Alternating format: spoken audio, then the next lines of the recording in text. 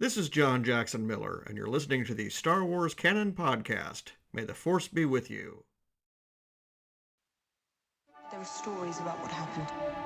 It's true. All of it.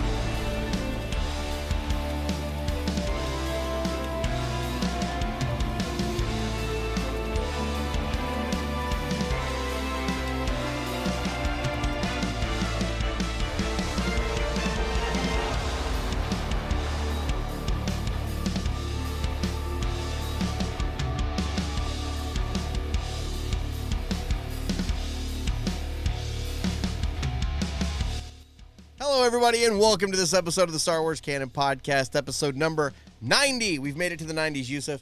I am your host, Brian Miller, and I'm so glad you decided to join me to talk about our favorite thing in the world, yet again, Star Wars. And I'm going to tell you what, Usef, if this browser kicks me off this thing one more time, I am going to lose my mind. We kept trying to record just now, and every time I hit record, it would just boot me out of the studio. And I'm like, it's my studio. How am I getting booted out of my studio? I have no idea how this is happening. So, Usef, you were joining me this week from across the pond. Thank you so much. I know it's kind of late where you're at. How are you doing tonight, brother? Thank you so much for no, I'm good. Thank you very much. I really appreciate it. I'm sorry that I wasn't there with you last time. Unfortunately, we kind of all left you out to dry. You were alone last time for It was all right. first time in a very long time. But no, it was good. It was good. I had fun listening to that episode, and I was traveling, as you had mentioned. And I'm glad that you had the chance to talk about Grogu, the Mandalorian Grogu alone, because it was very interesting to hear you back and forth on your own, because this was so many things of what you said had already come to my mind. I just never thought about it like that. And there's a lot of things that you said I didn't think about, including one of the things I'll just jump right into this. Why not? Sure, go for it. I was going to ask you anyway. Yeah, so I'm going to ask you something before I give you my 2 cents. Do we have any content on Luke's teachings for Grogu? Like what Luke actually taught Grogu for that brief period of time? Because in The Mandalorian, in the Book of Boba Fett, in those episodes, we don't have a lot. We don't. I think that's the extent of it, though. I Okay. think what we saw between Mandalorian Is there and not Book like of a Boba little Fett, comic book somewhere of like those 3 days where he wakes up and he teaches him something, or he talks to him about the Nope. Force? Or nothing yet. because you Nothing know what yet. I'd be really interested in hearing is Grogu's thoughts. I'd Yeah. love to hear him. I'd love to see his, yeah, you know what I mean? Because that's the one thing that I was really actually asking myself in the middle of that film of the Mandalorian Grogu. Mhm. Am I actually going to hear Grogu talk this time? That was actually a question that I had going into this. I just never asked it out loud because I know Grogu was Grogu. We know that he sort of beeps and boops and whatever. He tried to and talk cackles once. and- If I remember right, I think he tried to talk in season 3 of Mando when Bo-Katan said Yes. this is the way, and Mando said this is the way, and then you hear in the back, and they just kind of turn around and look at him. But no, as far as his teachings Yeah. go, I think what we saw in Book of Boba Fett's the extent of it. Okay. Because really, I mean, I think that was it. I'm sure there were other things off screen that we never saw. But I think just what we saw in Boba Fett, that's about it. Mhm, mhm. But I mean, unfortunately, it makes sense. But I would have loved to have seen like his opinion, his questioning, just like or acceptance, like whatever it is, just like trying to talk it out with Luke, trying to understand, getting taught a little bit what Luke actually says when he teaches someone, into the Jedi, when he's bringing someone in there. That would just be really cool for me to have, especially with these two characters that we now have so much information on, and mainly on the movie. I'd now like to say that I did like the film. I had fun. It was interesting. I didn't really. So there's a few points in there. The only one thing that I have gripe with was that I actually did not like the the voice acting of the Huts. mm-hmm. You know what I mean? So I do understand exactly your point about it being in English, because I mean it's gotta happen somewhere, and the whole point isn't. It's not going to be common tongue, right? It's not going to be English. It's Right. going to be their language. It's going to be Huttese. It's just we're just translating it for the movie because there's so much focus on here. Come on now, like we're not going to have you read subtitles for the rest of your life. Right. You know what I mean? So I completely understand that, but I didn't like the voice performances. Let's put it that way. It felt a little bit too casual. Yeah, I really thought it felt a little bit too casual, but the characters were That's a pretty good cool. point. And yeah, That's a good point because no, I thought I they don't had mean to more interrupt you real gravitas. quick. Exactly, No, you're because not. when Jabba the Hutt spoke in Return of the Jedi, it always had a lot of gravitas to it, and it was like when he was talking, nobody else was.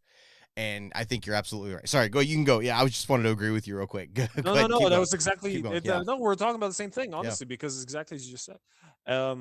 I did have fun. Like, I really enjoyed the fact that they had Grogu do his own thing and save Mando. That was very important, extremely important, in fact. Mm-hmm. I loved that bit, and it was fun. It was a good movie. It was absolutely supposed to be a season 4, 100%. Yes, No 100%. questions there. 100%. There's no questions there. 100%. Yeah. I loved Zeb at first at the start of the film. I thought we'd see more of him eventually, but of course he's not supposed to pop up and be part of the heroism. Excuse me. He's just gonna be at the end, sort of say, "Yeah, Amanda, I gotta save your ass again," or whatever it is that he says in that film. Yeah, no, it was a good film. It was a good time. There wasn't too much involved in it. It felt like a very, very strong chapter in their story, if that makes sense. You know what I mean? Very, Yeah. very interesting, very cool. Not too complicated, nothing convoluted, straight up mission, quest, reward, sort of, you know what I mean? Like new empire, new life, new republic. Bah, my mistake. New Empire. New republic. New empire. Thrawn New wishes. Thrawn wishes. Yeah. Sigourney Weaver was fun. All those other characters came out. The ships were super fun because we got to see, a bunch of the old models again, a bunch of other, another Razor Crest. We got to see that sort of thing. Yeah, no, it was fun. It was fun. I had fun. It was a pretty good time. It was a very, that's the thing. It was a fun adventure. It was, obviously it has its problems. It does have its problems. I understand where people are coming from where they're like, that sucked. I hear you. I understand your reasoning behind it. I had fun with it because I think I went in with a really low bar set anyway. Exactly. Which is saying something about Star Wars. At the end of the day, what do you want? But like you said, it was absolutely a season 4 condensed into a movie. That's exactly what that was. But I'm not complaining because I love Mando and I love the Mandalorian, and the fact that I got more Mandalorian, I'm just happy about that. I'm just happy I got more content, and I got to go see it in a movie theater instead of watching it on my living room TV. Exactly, and we got to see it in a movie theater. Exactly, that's Yeah. my whole point, that we turned it into an event. Because honestly, going to a movie theater now, for me, I don't know about you, but for me, I love going to the movie theater. I love it. But I love whenever I go now, exactly, I love going. I just don't like spending the money. My issue is that, but I love going. exactly. Yeah. So I don't like spending the time in traffic. Yeah. I don't like walking across, a huge, loud mall with a bunch of everybody's doing their own thing, which makes sense. My Yeah. issue is just like it's just a bunch of different groups doing a lot of different things, and they get in your way. And sometimes somebody will spilled something. Sometimes somebody's making noise in the theater and talking on the phone, or somebody's trying to vape or smoke in the theater. Somebody's trying to do this. You know what I mean? So yeah, so it's got to be a very, you got to book it in advance, and you got to go to like a specific sort of like not like a private cinema, but you know what I mean? Like the cinemas with like a bigger screen, like those lazy boy chairs and those upscale seats. Because there's only like 36 seats in those rather than 200 or 300 or whatever. Like a director's kind of thing, like a director's suite. Yeah. So those exist here in Egypt now quite a bit. Mhm. So I'd much rather book a film way in advance to go see that. And you know what I mean? And because Mando was coming out directly before Eid holiday, and in Egypt we get this Eid holiday film festival thing. Like there's films that come out just for Eid because everybody's got time off from work and everybody's on holiday. So like it's time to hit the movies. So those are big, huge hits that everybody's waiting for all year round. And they're locally made. So they're Egyptian films, Middle Eastern films, all that stuff. So we were not entirely sure that Mando was going to stay on during Eid. So I was like, as soon as it's out, I'm going to go see that. Yeah. Like, so it was there just for the Thursday and Friday. So I was like, that's it. I'm not going to wait until it's in that private theater thing. So I'm making the effort and I want to go there. So basically making the effort, you want to make sure you're booking it the right way. You want to make sure you're seeing it. If the film's not worth it, if it's not worth it, if you don't like it, you end up regretting it. You're like, I put in all that effort just for a film that I can sort of like have a TV movie at home watch. You know what I mean? But basically the good news is that's not how I felt with this one. It was a nice time. It was fun. It was sort of like, not like a back to basics, but a sort of like, let's just have some fun here. Let's just enjoy this day. And something else was that I really do imagine this kind of story in a video game. I know I like to say this a lot, but that's really like one of those things where, I mean, I can't like, sure, you can imagine anything being a video game, I suppose, with all the open world stuff going out there. But can you actually consider like a one-time game coming in there with a few missions in there and a story, a nice little play out, like a DLC to this? This is exactly what this felt. This felt like a DLC to the Mandalorian. You know what I mean? To the main storyline of the Mandalorian. Right. And it was great. I loved it. It was really good. So, I brought up something last week, and I want to see if you got the same vibe, because I know you've played the same game I have, The Last of Us. Oh yeah. Did the whole Grogu sequence feel very Last of Us when you remember when, so in the game Joel Miller gets hurt and he falls on the rebar and goes through, and then Ellie has to nurse him back to health and all this, and she gets into her own mess. Yes. So I thought that I was watching this and which is funny because Pedro Pascal plays Joel Miller in the live action, and I was like, that's hilarious that he's doing that. Exactly. I was like, that's so funny. But yeah, no, I really liked it a lot. It, like I said, it's got its issues. And the other thing I brought up last week too, I wanted to get your opinion on was, I know how we all kind of feel about the Acolyte a little bit. Do you think the Acolyte would have benefited from kind of being shortened into a movie the same way we feel like this season of Mando was shortened into this film? I actually do not think so. Okay. The reason being, I felt the way the Acolyte story eventually panned out. So I think my main gripe, and how it's similar to how you said, these are my notes on how I'd improve the sequel trilogy. If I had notes to how I'd improve the Acolyte, it wouldn't be a lot. I wouldn't change. It would be similar to sort of the logic that you used. You wouldn't really change a lot of the events. You wouldn't even change any events. You would just change the way the story was being told. With the Acolyte, I might change one or two things, just one or two slight things. Like, I want to see Darth Plagueis. I don't want to have like there was no point for me to just get teased by him. And I understand why, because you were supposed to go see him in season 2 or see something else happen, but that's not going to happen now. So anyway, yeah, but that's it. Like that's the one thing I would change the Acolyte. I wouldn't necessarily have it in a movie, because even if you turned it into this kind of movie, and you still told the story the same way, so many flashbacks in the middle of the story, so many flashbacks coming back and forth. I hated that in the Acolyte. That's the only thing that I hated. Yeah. And the rest of the pacing with the stories, like, I'm not getting enough of a morsel to really taste the meat and say I want to get more of the story. That's my issue with the Acolyte. Right.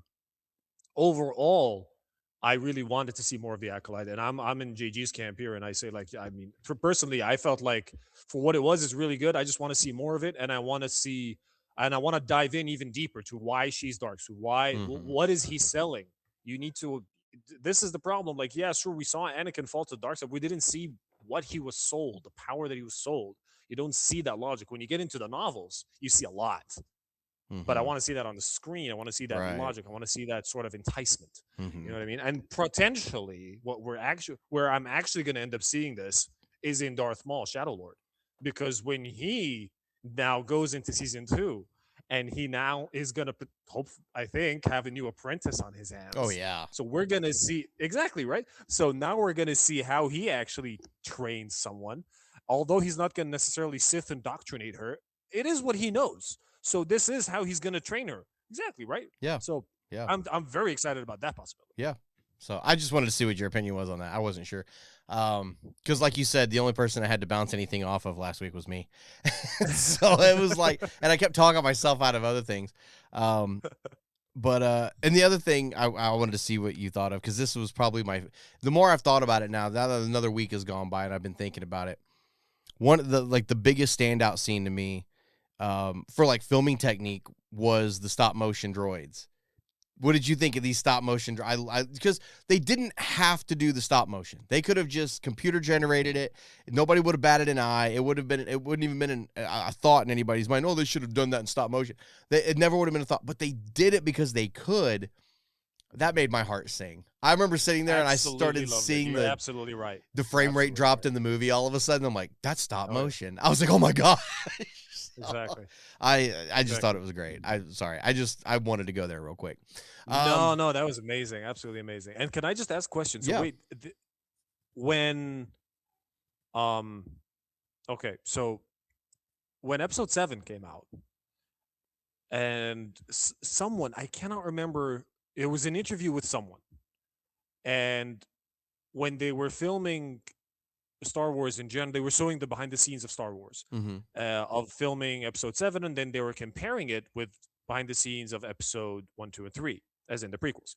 So they were saying, well, even in the prequels, you still used models.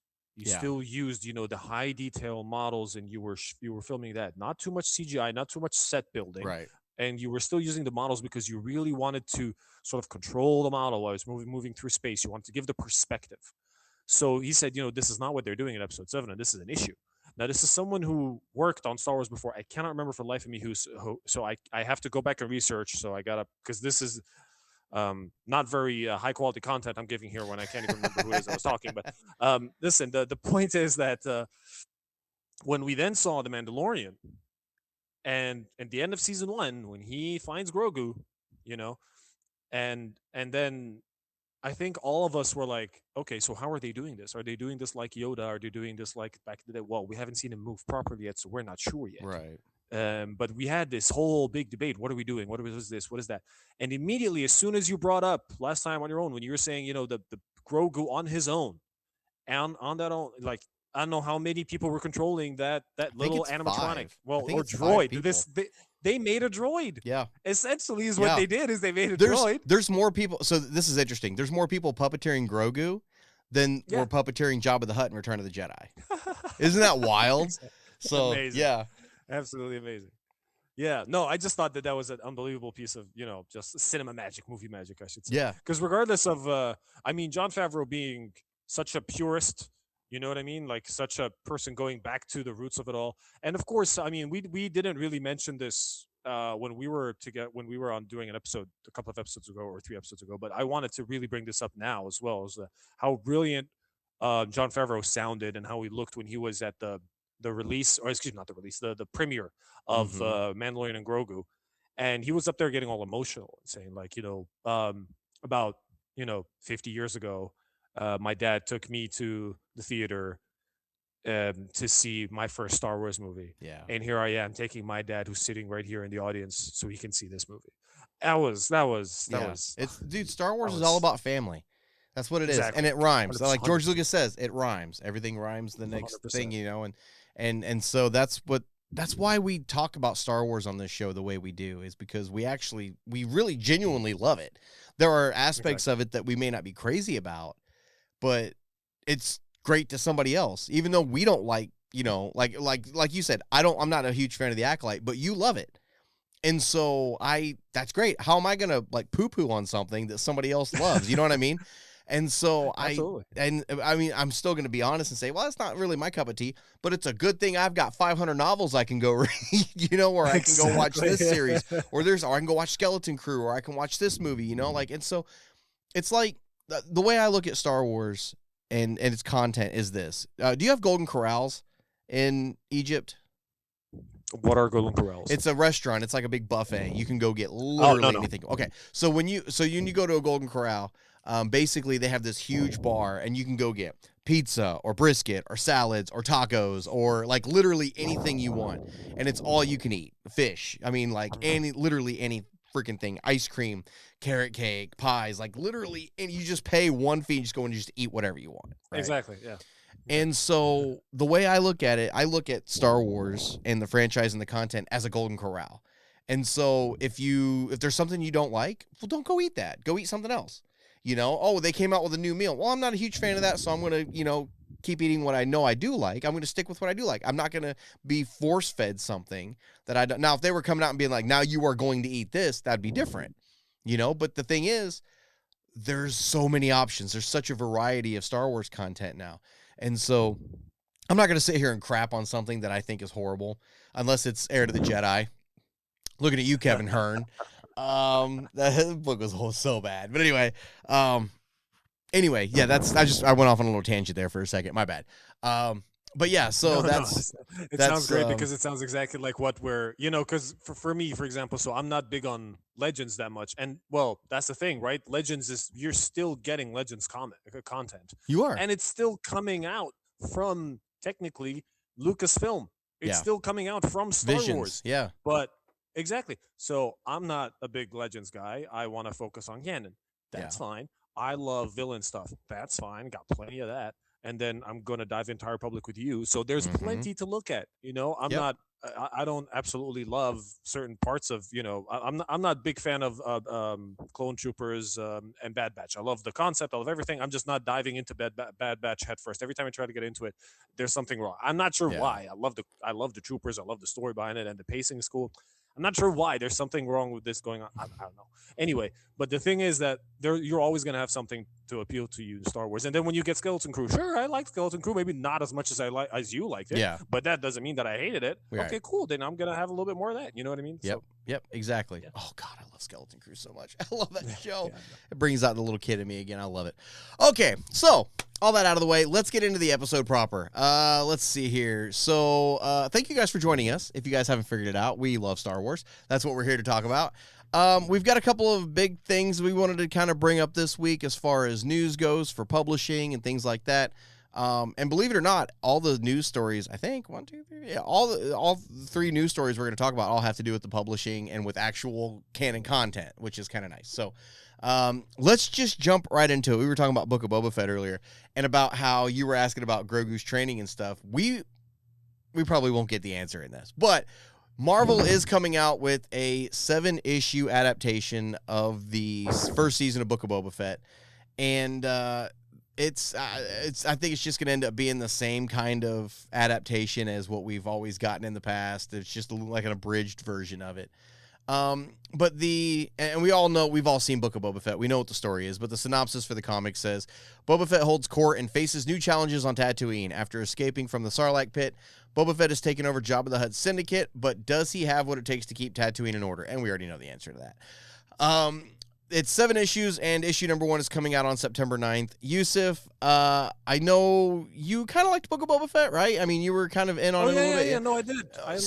I really liked Boba because to me Boba Fett isn't that huge. Yeah. Like to me, Boba Fett himself as a character, because I didn't. He's very small Here's the scale. thing. Yeah. A very big part of why Boba Fett stood out was because over there in the U.S. he was like one of the primary figures in the parades, in the action figures and all that. And I never got any of that. You know what I mean? So for me, Boba Fett is just like, okay, so there's Jango Fett, then there's Boba Fett. So Jango Fett 1, 2, and 3, and he gets his head sliced off. And then, okay, so this is Boba Fett, in 4, 5, and 6, and so on. Mm-hmm. Oh, excuse me. Well, that's not exactly the best way to explain what I think about Boba Fett, Jango Fett. But I mean, the thing is that I really enjoyed, seeing this sort of bit of the backstory to sort of understand more about this character. And again, it's just one more sort of rabbit hole to be able to dive into, and it was fun. No, I liked the episodes themselves, and then seeing Tamora Morrison pop up and just be like, that's my armor. What That's my armor. My armor. Yeah, exactly. Yeah, and the Mandalorian. That was amazing. Yeah. So we're getting a 7-issue adaptation of it. I think it's going to be along the same lines as what the Ahsoka adaptation was for the first season of that. Don't think it's going to be anything to really write home about. I was thinking, you were asking earlier about how Grogu's training, because remember, there's 2 episodes in Book of Boba Fett that are not Book of Boba Fett episodes. There's 2 episodes that are just straight Mandalorian episodes. Mandalorian and Grogu episodes. Yeah, and I'm wondering if they're even going to put those in there.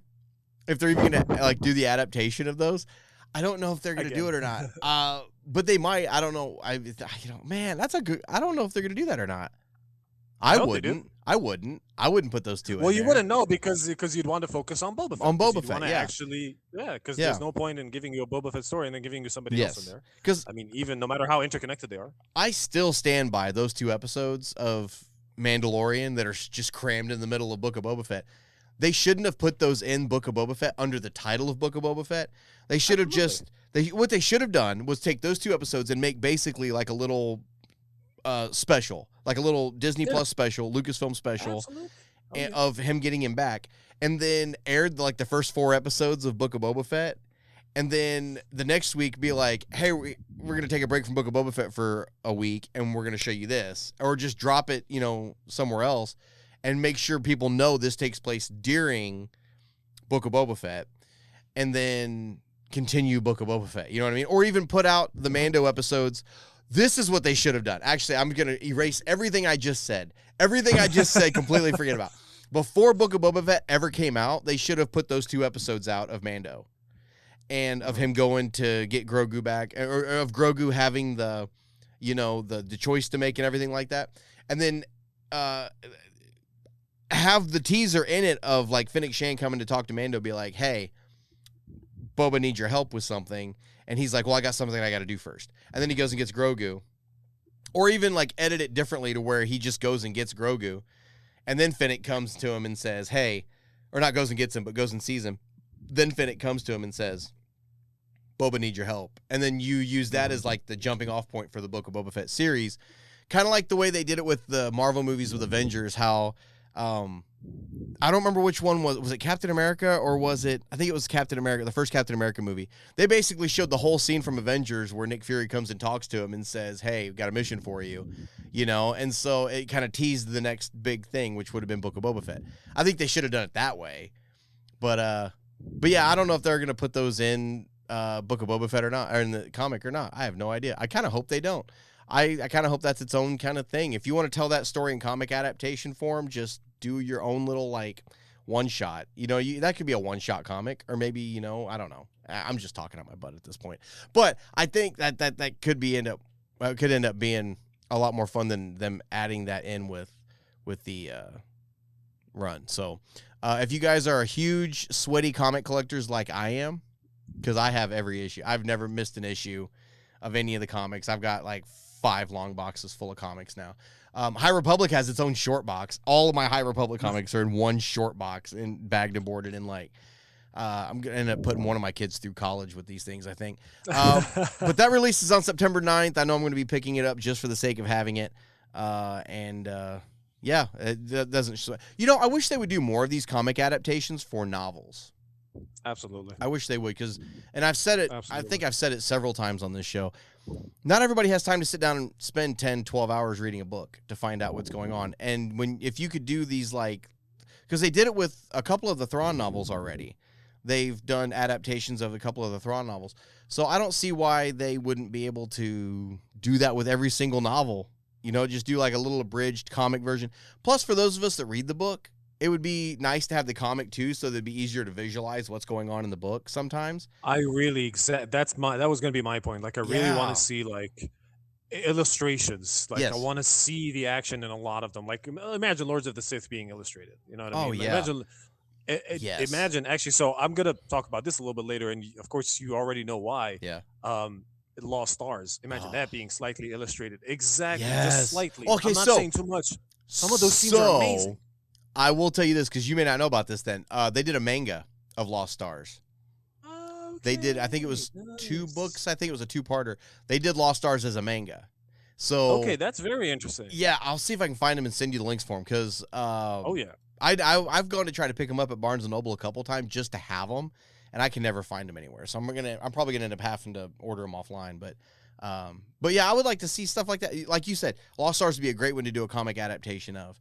Lords of the Sith would be a good one. Aftermath would be an awesome one. You know, I mean, there's so many novels, and we'll talk about novels when we get to mailbag stuff. But there's a lot that I think they need to do that, because if you want to read these stories and you don't have 10, 12 hours to sit down to read a book, sit down with 5 or 6, 7 issues of a comic and buzz through it. You can buzz through it in an hour, you know, if that. And so, and get the gist of the story and be like, okay, now I'm on the same page with everybody else. I don't know why they're not doing it. That's just printing money, in my opinion. Honestly, I just think that's printing money. I don't know why you wouldn't be doing that. Anyway, moving on. And talking about Thrawn novels, one of the novels that actually got a comic adaptation we're getting ready to talk about next. Usef, I'm so excited about this. I'm so excited. We were talking on the camera like this while I was putting the show notes together, and when I was reading this story, I was like, oh my gosh, I want this so bad. The first canon Thrawn novel, just titled Thrawn by Timothy Zahn, is getting a re-release on October 27th and a deluxe edition, the same way they re-released Revenge of the Sith last year, or was it this year? I think it was last year they released Revenge of the Sith. With the nice, like, ribbon in it for the page marker, the author commentation, what's the word I'm trying to say? Gosh, I'm having Not commentary. commentary. Thank you. Gosh, Yeah, I was having a mini stroke for a second. Could not think of that word to save my life. The author's commentary and the annotations and stuff. I think it's going to be awesome. Got a beautiful slipcover over it. It is a gorgeous piece of media. Priced at $50. So you know this sucker's going to be beefy. I'm going to be picking it up without a shadow of a doubt. Try to get a signed edition like I did for the Revenge of the Sith. Usef, is this one you're going to want to try to pick up? Exactly. So the thing is that I know that I have Thrawn in my audiobook collection, and because hard copies are pretty difficult to get a hold of in this part of the world, especially for Star Wars books. I'm not saying for books in general. We got plenty of books. Like, this is where books are invented. But listen, I mean, the thing is that getting Star Wars books, Star Wars novels out here is unfortunately a pain. I do definitely want to buy limited edition stuff, special edition stuff, deluxe edition stuff. You know what I mean? Yes. I'm hoping, and I think I mentioned this to you before, I just want to know what you think of it when I eventually do get my celebration tickets. And we will. Positive energy. We will. Rebellions are built on hope. Get there. Yeah. Yes, exactly. And I'll make sure to have a budget and a suitcase just for the books, just for the novels. So is it worth? So this is the thing. I'm pretty confident that, and so I suppose I'm sort of like segueing right into celebration, bringing Sure, it again no worries. into our regular conversation. We're excited. What kind of vendors can I expect to see there for novels? And I'm very excited to pick up Thrawn and read it in person like this, like with my copy, rather than just an audiobook. Because then I love audiobooks so much, but the problem with audiobooks is that sometimes when you're left alone to your imagination with your voice in your head explaining the story in the way you want it, it's better than having somebody else's voice. Right. You know, the only reason why audiobooks I got really hooked into it was genuinely because I'm driving a lot. Yeah. I'm spending a lot of time in traffic and doing multitasking, doing some things. So that's why I really enjoy audiobooks. It's fantastic because then you get stuff done and you're in your own world doing something boring, but at the same time you're enthralled in another novel, in something, in a beautiful story that you're into. But yeah, so celebration, how many vendors is it going to be there? Is it going to be easy to find people that sell like deluxe edition of the books, of this and that special edition stuff, celebration stuff? Is it going to be Lucasfilm vendors, or is it going to be private vendors like the guy down the street or Barnes & Noble or this or that? And will it be deliberately more expensive because it's in celebration, or will it just be a normal, it'll be more expensive. I don't know. JG would be the person to ask about that. This is this is my first time going. I've never been to one. I would think that there's going to be, Lucasfilm. Like, if you go, this is the way I would picture it. There's probably going to be, the Celebration store, the Star Wars store you can go to and get stuff that is exclusive to there. But I would really like to be able to get Celebration exclusive editions like that. That'd be so awesome. Because it's a nice, novelty, a nice memento to have that you did go, and that, you're one of the only people that got to go that got something like that. Exactly. Yeah. So it's kind of like those hoodies that we talked about within the video games. Yeah. Like I platinum trophied this, I did that. Yeah. And I got to go to Celebration 2027, this kind of thing. Yeah. So I don't know. JG would be the one to ask. But yeah, I don't know why they're not doing this deluxe thing for all the novels. Now, I shouldn't say all the novels. For all the favorite novels. Like, why does Lost Stars not have a deluxe edition? Why does Lords of the Sith not have a deluxe edition? Why doesn't Tarkin have a deluxe edition? There's why doesn't Light of the Jedi have a deluxe edition? Why don't the bigger title, the event novels, that is what I call them, the event novels, why don't they have big deluxe editions? And maybe that's what they're getting ready to do. Like, Thrawn was an event novel. Revenge of the Sith was a fan favorite from 20 years ago that they were like, hey, we're just going to re-release it. That's printing money. Why wouldn't you do that? So, but yeah, no, I'm excited for this. I can't wait. It's going to be in my cart on the day it goes on sale. I will be getting it. Cannot wait. Matter of fact, I will replace the copy I have on my Canon shelf with this. I did it with my Revenge of the Sith. I took my old 20-year-old hard copy of Revenge of the Sith off with the orange and the red kind of metallic cover with Vader. It got retired, and my new beautiful deluxe edition went on the shelf. So I'm gonna do it with Thrawn too. That sounds amazing. Like I wanna be able to map out which novels I want to in like deluxe edition. That sounds amazing. When I saw wait. Okay, I can't remember which. I swear I could just think of which novel it was. The novel that had like the it was different color. I'm not sure how you call that as well. Like when you have like a colored Page gilding. end of I think the it's called gilding. page gilding. Yeah. Thank you. There was an unbelievable book for that. It was Revenge of the Sith. Yeah, it was. Yeah. It was the one. Because it says Yeah, it was this Revenge is of the what it's Sith. like to be Anakin Skywalker forever, or something like that. Printed on the edge. Something It was like that. beautiful. Oh, yeah, it was. It was Revenge of the Beautiful. Sith. Yep. Yeah, that looked amazing. And what's wild, I the first book I ever got that had anything like that on the pages was the first Thrawn book, because it was a blue, or no, it was I think it was the first Chiss Ascendancy novel. It was Thrawn, but it was that first Chiss Ascendancy novel, and it was the blue pages around the edge. That was the first one I ever got like that. I love that. I love that crap so much. I love it. Yeah, it's so beautiful. And I've noticed.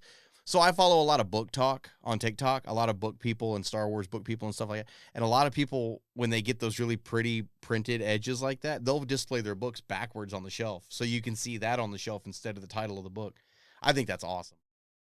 Absolutely. My a friend of mine recently, because he moved to Canada, he bought a deluxe edition of Michael Crichton, the writer of the Jurassic Park. Yeah.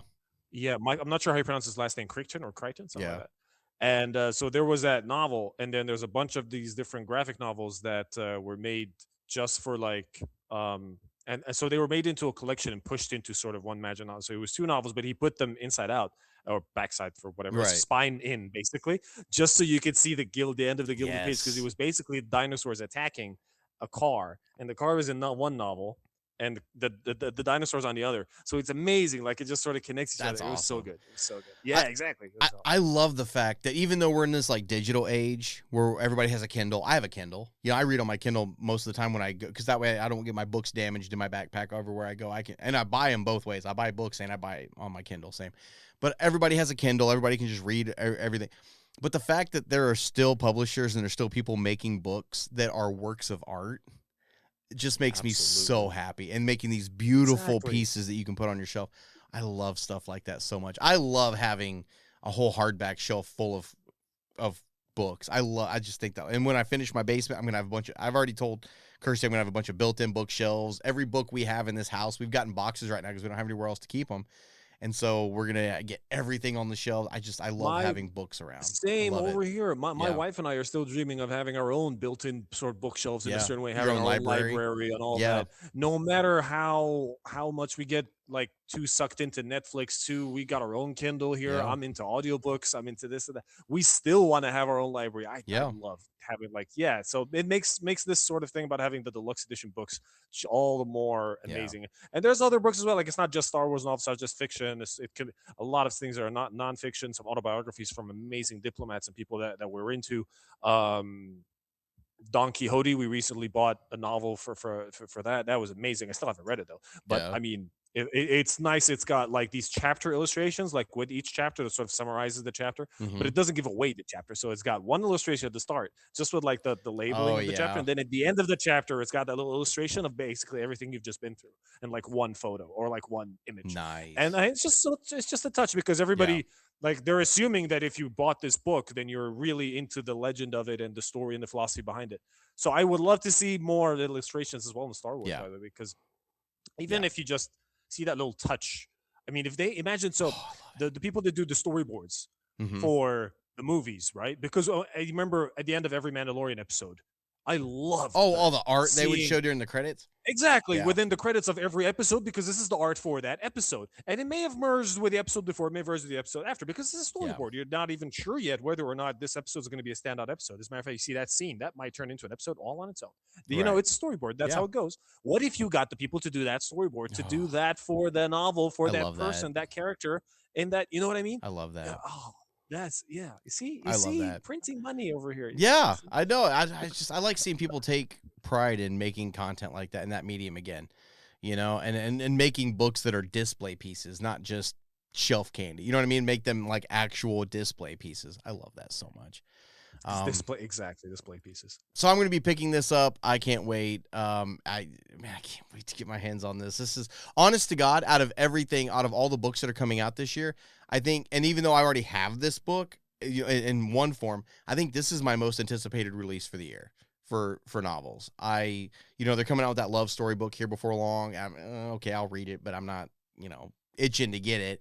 The next Reign of the Empire novel, the next Mon Mothma novel, I think I'm kind of excited for because I really like the first one.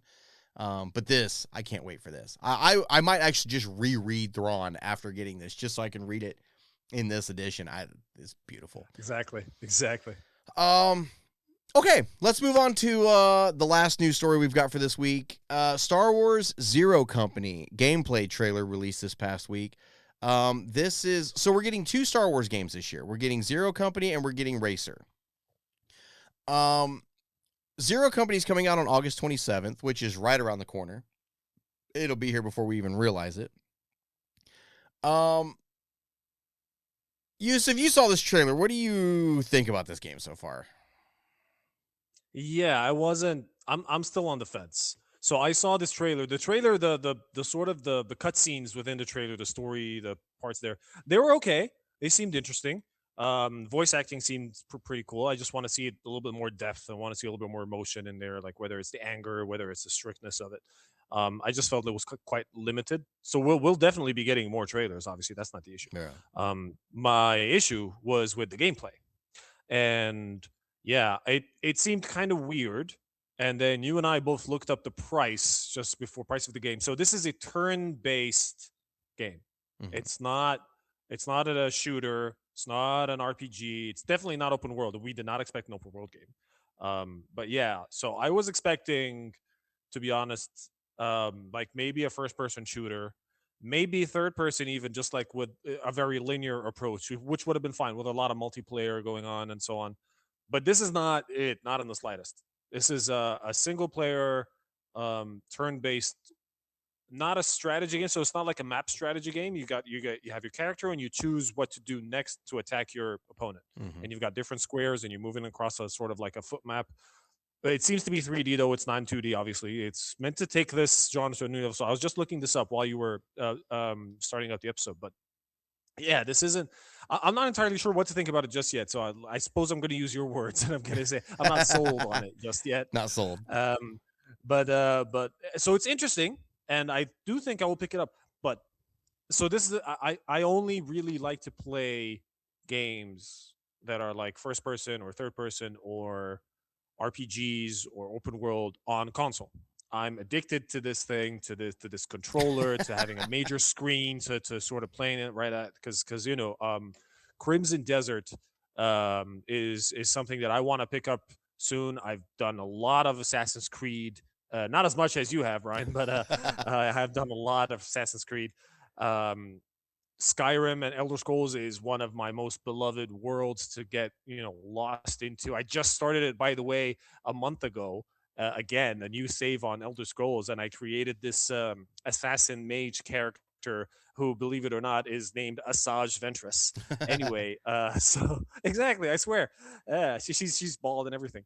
And then yeah, she's bald and she's blue. She's got this little marking thing here. That's great. When I do play on PC, it's usually strategy games. But when I play a strategy game, it might be like a Commandos game, or so it's like on a map, or Shadow Tactics, or Desperados. So I play those games on a PC where you move the character here and you sort of kill this guy, and then you go up the ladder and you go over here. So it's just on a map, or it'll be a turn-based map strategy game like Rome Total War, Medieval Total War, Lord of the Rings, that sort of old War of the Ring game, Age of Empires, that sort of Age of Mythology, that sort of thing. So I'm thinking this game will be a PC game for me. Is basically what I'm saying here. Yeah. Because I don't think I want to play this kind of genre on a console. Right. And this makes me like it less. So it's less immersive. It's more of a sort of point this here, but it might be very fun, even just from a turn-based perspective of just playing this on a computer. It might be very simple, very straightforward, and very fun. Mhm. There's also lots of ways to be fun. I mean, Civilization is a very complex game. Yes. It's not a fun game in the same sense at all. No. You can enjoy it, but it's not fun. Does that make sense? Like, Yeah. it's not exciting. You're not winning. You're not losing. You're not doing this. You're not doing that. You've got a whole curve. It's like a mountain. It's more like a civilization game is a marathon. You know what I mean? So this is just completely different. So I'm waiting to see more. Reserving judgment, of course, until I see a demo. Maybe I can even try to see if there is a demo on Steam coming out soon. But yeah, what did you think? Is more important.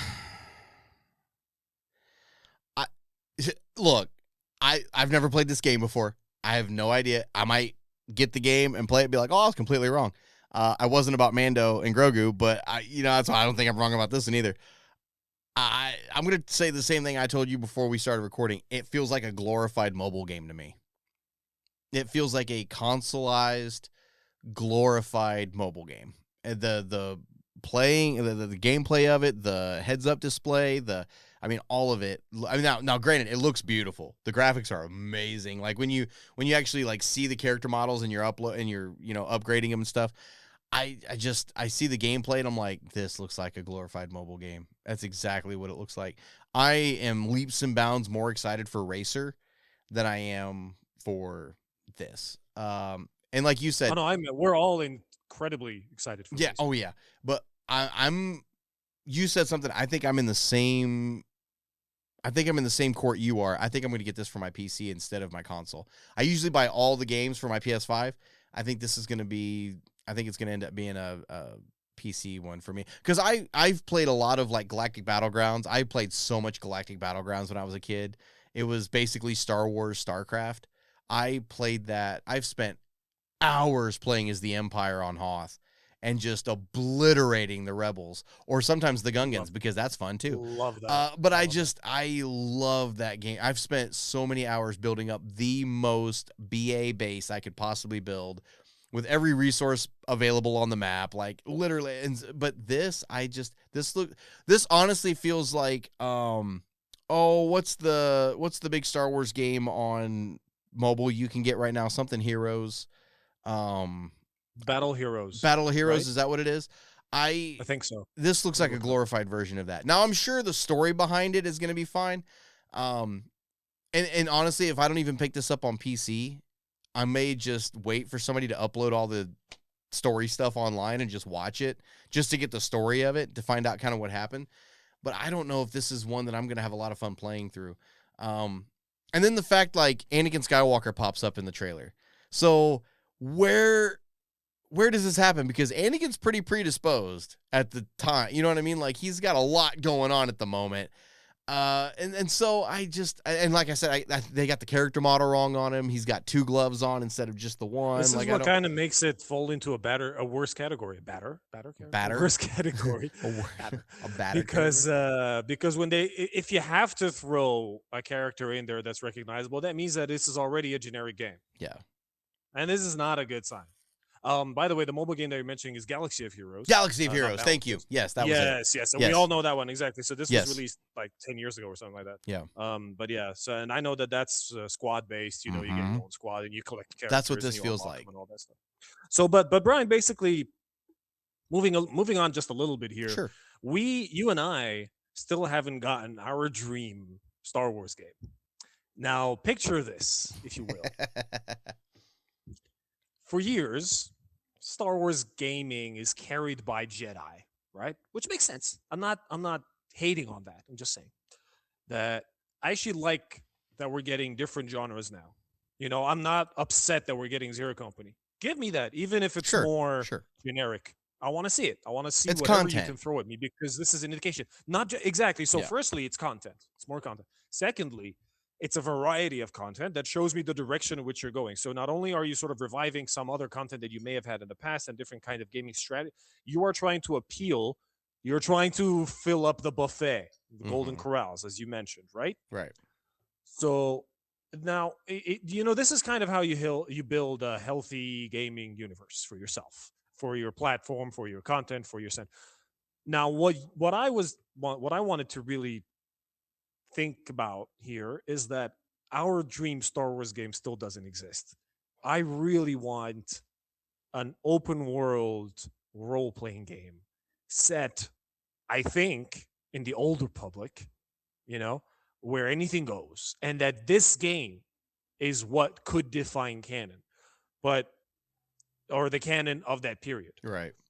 But ideally, a part of it, it can't entirely do that because in my mind, ideally, I would have choices in this game that would define a certain outcome because you'd get to sort of you'd get to choose your class. You'd get to be a Jedi Master or a Sith, climbing up the ranks to a Sith Lord, or a bounty hunter, or something in between.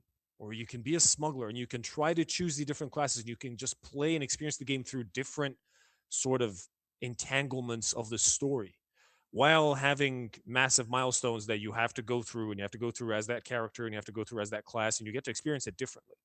But you get to go through this. So if you remember Valhalla, now when you played Valhalla, I know eventually you get to do a lot of everything and that's kind of the point of the game. But you remember the skill tree in Valhalla? Yes. So you had 3 different directions that you could sort of go into. Is he a bear, or is he a wolf, or is he a raven, right? Right. So those 3 were different because of they basically whichever direction you really choose to enhance is your play style. If you're quite of a tank type of a player that just likes to dive right in and take in a lot of damage and just beat the crap out of the opponent, then you're a bear. If you're more stealthy and you like to go quiet in and you sort of like to visualize and everything first and you like to take your time, that's Raven. And if you like to play a little bit of both and you like to sort of play off of like the medium style of weapons, you're not too ranged, you're not too a hand-to-hand combat, you're not too stealthy, that's Wolf. So the thing is that if you could do that, but make it sort of lock it in to your type of character, that would be amazing. Yeah. That would be amazing. Yeah. Yeah. I completely agree.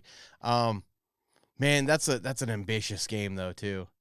And but I would love something like that where you could just get lost. If anyone in it. can do it, Yeah. Lucasfilm and Disney could do Yeah. it. If anyone could Yeah. do that. It's And you just- don't even have to go too far. If you brought in Ubisoft to do that, Yeah. it'll be worth it. I want a game I can just get lost in. You know, like you were bringing up Assassin's Creed. Assassin's Creed Origins was my dude. That is my favorite. And say what you will about Origins. I know a lot of people that was a divisive one because it kind of switched up the genre a little bit. It was the stepping stone. Yeah. I got lost in Origins ancient was Egypt. amazing. I did. I platinumed that game in 14 days. All the way through. I platinumed that game in 14 days. I could not stop. I was at work sweating, not able, like, just all I could think about was getting home and getting lost in that game again. Because it would be like, oh, you go over here and you find this. Oh my gosh, then this popped up. You can go over here and do this. Like, or, you know, you could just play the story. Diving was fantastic. Oh, gosh. The sights, the temples, the animals. Beautiful. And you crossing the Nile on a little gondola. Beautiful. That game, there was so much to do in that game. Climbing the highest mountain you could in the game, and you could see the entire map. If you spun around, you could see. I love huge games like that I can just get lost in. You know. Now, granted, there's a light at the end of the tunnel. There's an end game where you get to the end of it and you have everything done. But that whole journey, you just get lost in it. And I want a Star Wars game where I can just get lost in. You know. Remember? Did you go out into the desert with a camel Yeah. and just be like whatever, and then realizing that Bayek, the character, starting to get a little bit of delusional. Yeah. He's starting to see stuff in the sand. You'd see and like then all of a shadows sudden of just people looking- standing off to the side, or you'd see like Man, meteors or hearing stuff. across. Or, Yeah, oh, yeah, or the locusts. All the locusts would. Oh appear. yes, You yes, remember yes, that? yes, Yeah. yes. Oh man, that was such a great game. I love Such a that game great so much. So it's these touches, exactly as you said. It's the immersion. Yeah. It's the immersion. Yeah. So I do want that kind of an ambitious game because they need to. I mean, it's kind of. I think what'll happen is that eventually they'll realize this in the same way that Microsoft and Xbox realized this a couple of years ago when at a board meeting or something, when they announced that they, were going into the gaming world, gaming market industry in a huge way, and you're going to see how. And they went and bought Bethesda. Yeah. You know what I mean? Yeah. So and they also bought Blizzard. I think. Did they buy Blizzard in the end or no? That sounds right. Yes, I think so. Okay, but I mean, my point is basically that so they're sitting on this in this meeting, and they're like, okay, so we need to take a look at why Xbox isn't doing well, and what are the targets for Xbox? What comes next? What are this? What's that? So first things first, where's the general analysis? How much is it doing in the market, and who's the major competitor? Let me just see a dashboard here. I'm like, wait, what? Their jaws must have dropped when they saw that the gaming market is what, billions and I'm talking like 100 billion, 200 billion dollar annual market, something like that. Yeah. Oh, well, all in all, mobile games, consoles, computers, computer screens being sold, mics, equipment, everything that feeds into the gaming market is along those lines. It's unbelievable. The budget for GTA, what are we up to now? 6? Yeah. The budget for the next GTA game Maybe is almost like what, $150 million, $200 million? Yeah. Something like that. Yeah. Are you kidding me? That is like for one game, for a very ambitious world building game. The budget is more than Avengers Endgame. What is going? Yeah. Like crazy, and that is just one massive plan. And watch them make an ROI in less than a year of sales. Watch them get their return on investment. Sure, Yeah. they spent 10 years doing it. The whole point is that the game that you have now sort of funds. It gets your ROI on that game and funds any other endeavor that you're Future making. That's what projects, you do right. with profits. That's why Rockstar is rocking. Like, that's why it's amazing. Yeah. So as soon as Lucasfilm wake up and Disney on the whole wake up and realize, okay, we need a slice of that pie. Mm-hmm. We need to, but they will not buy a video gaming company. I do not think that because their edge is in the content creation of the story writing that you watch. I don't think that they are going to go in, be that brave and write, and be content creators for games that you live in. But I do think that they have the stories and the worlds that so if Usef's good at story writing and loving villains and wanting this, Brian will be like, I see what you're going for. Let me give you a way for your villains to be livable. Right. You know what I mean? Yeah. Yeah. I don't know if I want them to buy a video game production company. They had one. They had their own in-house one. It was LucasArts. They used to have that, and then they shut it down. Well, and now they have LucasArts Lucasfilm Games. Yeah. Now they have Lucasfilm Games, but they're licensing out the IP basically, and Respawn is doing their thing, and and EA had it for a while. Now, and so I wish they would just go back to producing their own games the way they did. Because remember, those old LucasArts games were awesome. They were great. Jedi Outcast. No, they were really good because Jedi that Outcast was the goal. So good. Yeah. You have Star Wars World, make us a great game. Yes. KOTOR. And that's their only Look at focus. KOTOR. KOTOR was LucasArts. Absolutely. Absolutely. I mean, that was just unreal. And so there's no reason that they can't go back to that same kind of level of storytelling. I wish they would. I wish they would. I feel like nowadays, so in my mind, it seems like, and maybe it's the nostalgia thing. Maybe it's nostalgia maybe that's an aspect of this. Maybe it is. I don't know. But it seems like nowadays content is so cheap. It feels cheaper compared to what it used to feel like. And I know, like you said, we're spending all this money on everything, but a lot of that money is going into graphics and, and just paying everybody to build these worlds and stuff. When do you reach a point that too big is too big, and when do you can only get so good on your graphics? Remember when like the Nintendo 64 came out and we're like, this is the best video game graphics we'll ever be in our lives. And then now look at what we've got, Exactly. And so Right. there comes a point where it's going to get real and you can't get any better. It's going to get to that point where it's going to be that. But I feel like that's the thing that everybody focuses on. Tell a good story. I'm going to sound like Nick for a second. Tell a good story and then everything else will fall into place. As long as you can have kind of like an iffy UI, but if you have a really good story, people will forgive the UI to play the story. Exactly. Exactly. Like, so, for an example, KOTOR, in my opinion, this is just my opinion, I love the first KOTOR. I love that game so much. That story is amazing. The UI was a little iffy for me. It was a little weird. By the time they got to KOTOR 2, they got the UI perfected, but then the story was lacking a little bit. And so I feel like if they took the UI from KOTOR 2 and put it with the story of KOTOR 1, you'd have a balls to bone awesome game, right? So I think they just need to focus on story more than anything. Tell me a good story, And so I'm hoping that's like what this Fate of the Old Republic is going to end up being. I hope it's a great story. Yes. I hope I hope it's an amazing story that makes me because sometimes I get fatigue on a story. And so when I'm playing a video game, I get done with it. I'm like, wow, that was fun. All right, let's move on to something else. I want a video game story that is so good that as soon as I'm done with it, be like, I'm going to start this over and play as a bad guy. And you have no problem just starting fresh on this whole story again and be like, here we go again. For example, you guys know my favorite video game of all time is The Last of Us. But The Last of Us 2 had some things in it that were a little weird. I played for 10 hours as Ellie, 11 hours as Ellie. And then I was like, cool, must be getting close to the end of the game. And then you play as 11 hours of Abby. And it's like, wait, what? Why am I going to play the whole thing? And so it works for some games and not others.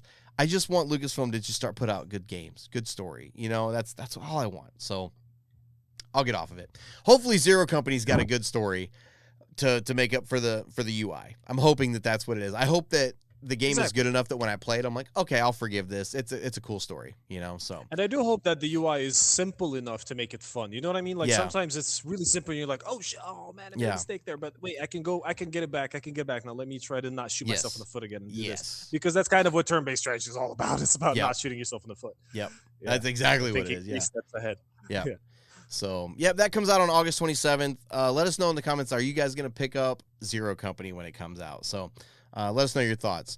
Moving on, let's get on with the villain bracket, Usef.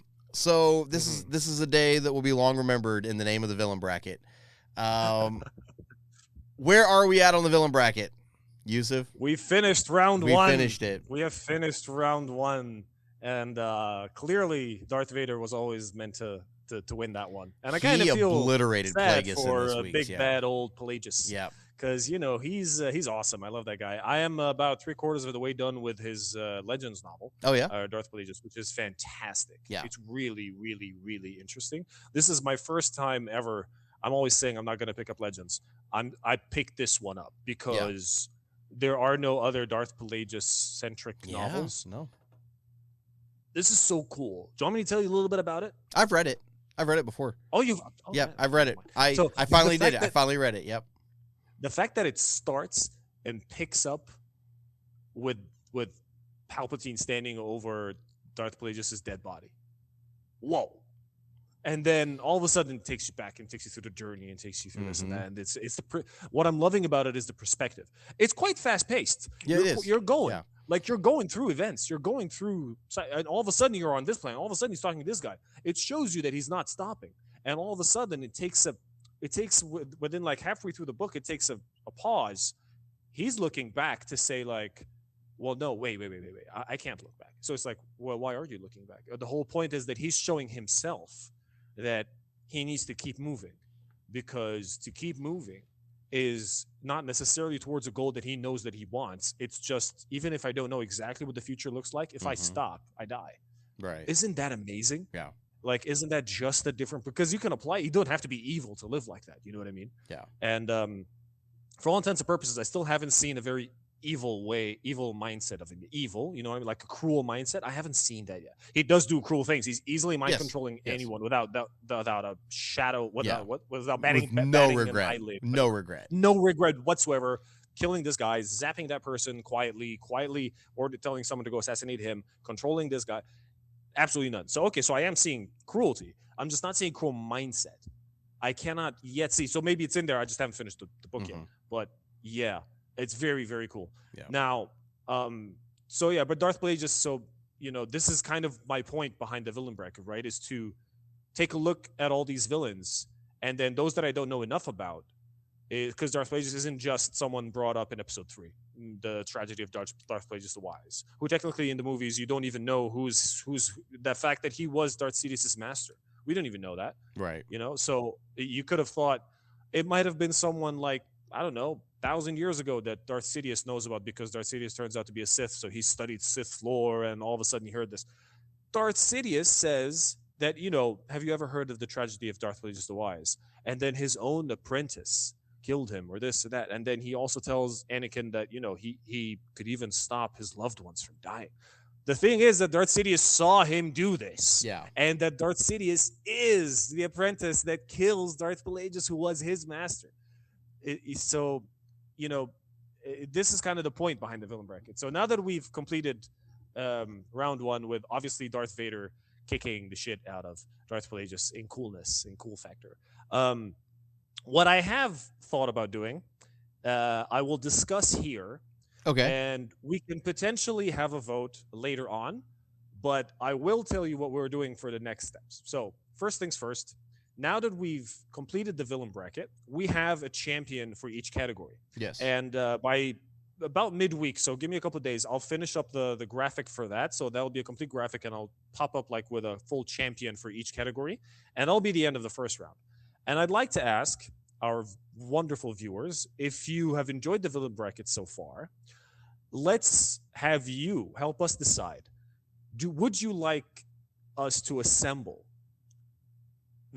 a villain team so that we still keep going with a round 2 and a round 3, and then a semifinal and a final for each category, so that there's one major champion for each category? So, for example, Darth Villain. Darth Villain. Darth Villain. Darth Villain. Darth Villain is a great name. Darth Vader would come up against Thrawn, etc. Or would you like to see a cross mishmash of different characters from different categories come up against each other? Because in that free-for-all, we're then going to come out with one huge, major, coolest villain. However, for the next steps, Brian is going to take the lead on this next bit, because we're not going to do a villain bracket next week. We're going to do a hero bracket. I wondered where you were going, if you were going to decide to do that. Absolutely. What is going on with this thing? So, yes, a hero bracket. I think my headset is very excited. We're going to do a hero bracket, and Brian is going to be taking lead on this. So we'll be setting up the roster for that and the categories and all that. I already have a bunch of ideas going down, but the point behind this one is that I might be extremely passionate about villains, and so is Brian. But definitely, the point behind me loving Star Wars and loving villains is not necessarily that the villains are the story, because they're not. The whole story is the story. But in order to have a great hero, you need to have a great villain. But at the end, our heroes, our good guys, they're the ones that they sort of embody our values at the end. Yeah. And they really carry our batons into battle. They really carry our flags. They really are the flag bearers of everything that we want to see in life victorious over the bad stuff. Yeah. Right? Yep. So we will be making these categories, and we will also do this sort of thing where we have a round 1 done for our heroes in 5 separate categories, just like we did have in the villains. And maybe we'll have a team of heroes come up against a team of villains. Oh, and man. we can create our coolest roster. Maybe we can have one champion hero come up against one champion villain, and we'll see what we come of that. We're going to make this choice together. It's all of us in this together, okay? Yeah. Me, Brian, the whole team, and you, the viewer. So maybe we'll do a poll for this week, and maybe we'll leave it up for a while, because villains and what we can do with that, it's kind of a big decision. It'll also help us sort out what to do with the heroes. So we can wait on that. It doesn't have to be this week. Poll could stay up for a while. Whatever we think is going to help us move the ball forward. Send in your emails, send in your messages. Let us know what you think, because honestly, this is quite a nice thing to have an interactive segment where you guys vote on something, and it's meant to help us research and dive into Star Wars content a lot more and Star Wars characters a lot more. And we will be getting on those heroes pretty soon, starting next week. And I'll finish up the graphic for the Star Wars villains. Nice. And hopefully we'll start up with a brand new graphic as well for the Star Wars heroes. Sweet. Yeah. No, I'm excited about this. It took us, 4 years to get through this because of the hiatuses we kept taking on the show. But we're finally there. Yep, Vader won that, and I figured Vader would win, but I didn't think it would be that much of a landslide. I wanted it to be closer, honestly. But Vader won in basically a landslide against Plagueis, and I'm kind of surprised and a little disappointed that he won. I'm glad that I wasn't easily. the only one who voted for Plagueis, but yes, I Yeah. did vote for him just kind of because I was reading the novel. He felt so cool. I mean, obviously Vader is Vader. Obviously Vader's gonna win. Yes, obviously, and this is kind of the reason why as well that I'm not leaning towards having one a villain champion, because I'll just say it out right now. I do think that if we do that, Darth Vader is most likely going to win that. Oh yeah. And this is kind of it's not for a bad reason. We all know why. Yeah. It's just Because it's just that the reason the reason why we're doing this is to create our own variety and our own vision of how brilliant Star Wars can be, and that cannot rest on just Darth Vader. You know what I mean? Yep. So Vader won this the Vader bracket. Jeez, the villain bracket. Darth Villain Vader bracket. Yeah, what the heck? Vader won. So yeah, we'll get a hero bracket put together for the first group, and we'll start that next week. I'm kind of excited for it, honestly. Kind of see, it's gonna be weird shifting from villain to hero bracket. It's gonna be weird. I know I'm gonna call it the villain bracket in the future, and we'll be like, ready for the villain? I mean, the hero bracket. It's gonna be weird. But yeah, we'll get on it. We'll get her going. Let's get into some mailbag questions, Usef. We've got 4 awesome questions this week. You guys sent in some doozies this week. You really did. We've got 4 questions. How do you guys get a question on the Star Wars Canon Podcast? You go to our website, starwarscanon.net/mailbag, and you can submit your question there. We'll go through and pick a couple, 4 out each week, and we'll get them on the show. You can also leave a voice message on the website.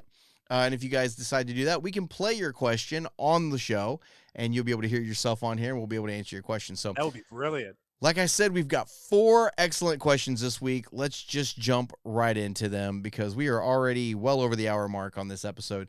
Let's get into it. Question number 1 this week comes from Carla Westwood. And Carla writes in and says, "Hey there, Brian. I just found your show and love your attitude towards Star Wars and the fans. You are a true shining example of what we should be as a fandom." Thank you for the kind words. I do appreciate it very, very much. Carla goes on to say, "I was wondering, would the Empire, and the First Order for that matter, have lasted longer if they had poured their resources into their general fleets rather than super weapons? Love the show and know that you have a new fan." Thank you very much for the question, Carla. Usef, you're this huge villain fan and bad guy fan. I want to know your opinion on this. Was the fact that Palpatine decided to do super weapon, like not just 1 Death Star, but 2, is that the downfall of the Empire? Should they have put their resources into more super Star Destroyers or just more Star Destroyers in general? Like, what was it with Palpatine that he was just so obsessed with planet-killing weapons?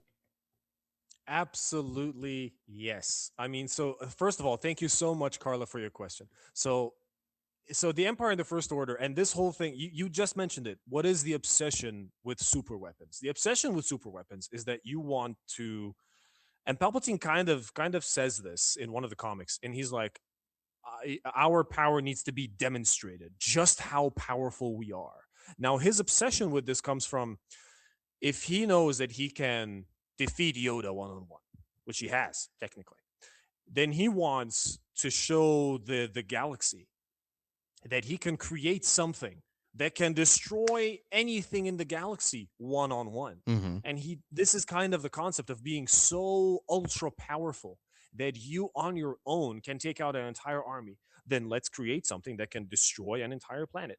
Now, back to the question. Yes, they definitely would have lasted longer. It's kind of like, so if you guys, we talked very recently about strategy games. Yes. If you play a Total War style strategy game, and you've got a civilization or a country or nation or whatever it is that has a very important capital, and that is primarily the source of your wealth, your income, and where you train all your troops, and all the other cities are still sort of in development, and you're not really sort of building up a huge set of fleets. Even if you've got a large set of fleets or armies or so on, and you'll have one that's particularly strong or advanced and one not, whatever. If you make a mistake and all of a sudden you get creeped up on and you lose your capital, you're done. Yeah. Because your other cities are not even up there. This is kind of a similar sort of issue here. You have one major base, you're diverting your resources to that. So firstly, you could have spent those resources elsewhere. You could have spent them on having a better political system. You could have spent them on having a larger navy so you have better control, tighter crackdown. Instead, you spent them on the Death Star, Yeah. which arguably isn't just a weapon, it's also a political statement. And what's even worse is that out of your, I think it's pride. I think the reason is pride, and that when he loses his first Death Star, he immediately goes to do another one. Because if it's proven that you can take down the first one, and you're like, well, that might not have been such a great idea, then the next one must be even better and stronger, that sort of thing. Right. That can't really be your logic here. Because guess what? So if you destroy the Death Star is crippled. The Empire is crippled. Whereas if you destroy one Star Destroyer, the Empire barely notices. You could just send 2 instead of 1 and then keep building them just like you've built the first few. Mm-hmm. And then the First Order makes the exact same mistake. Starkiller Base, one massive, huge target, and it's one massive weakness that the First Order does. Because when that's gone, they basically prove to the world, not the world, the galaxy, that the rebellion can do something, the resistance can do something here, and you can win. Look at what we just did. Look at what we were able to do. And then so it's a great question because it makes complete sense. It's not just about one major base. It's about having a huge sprawling force. Listen, is it better to be the Minotaur or the Hydra? So the Minotaur is one massive bull, or Medusa, is one. All these mythological monsters, they're one massive thing that's very hard to take down. Once you take it down, that's it. You're done. Right. Whereas a Hydra, you chop one head off, there's another head coming up there. So the only way to get rid of it is to make sure that you can handle all the heads at the same time, to crush it or to do whatever it is to it, to you can strike it properly through the heart rather than at one neck. But isn't it so much harder when you have like 100 heads at you? Right. So yeah, sure, there's always going to be a heart to that thing, but it better not be the same thing that is your source of power, because then you're just gone for. Yeah. So that was my thinking as soon as I read this question. What do you think? No, I agree with you. I think it was more of he was trying to strike the fear.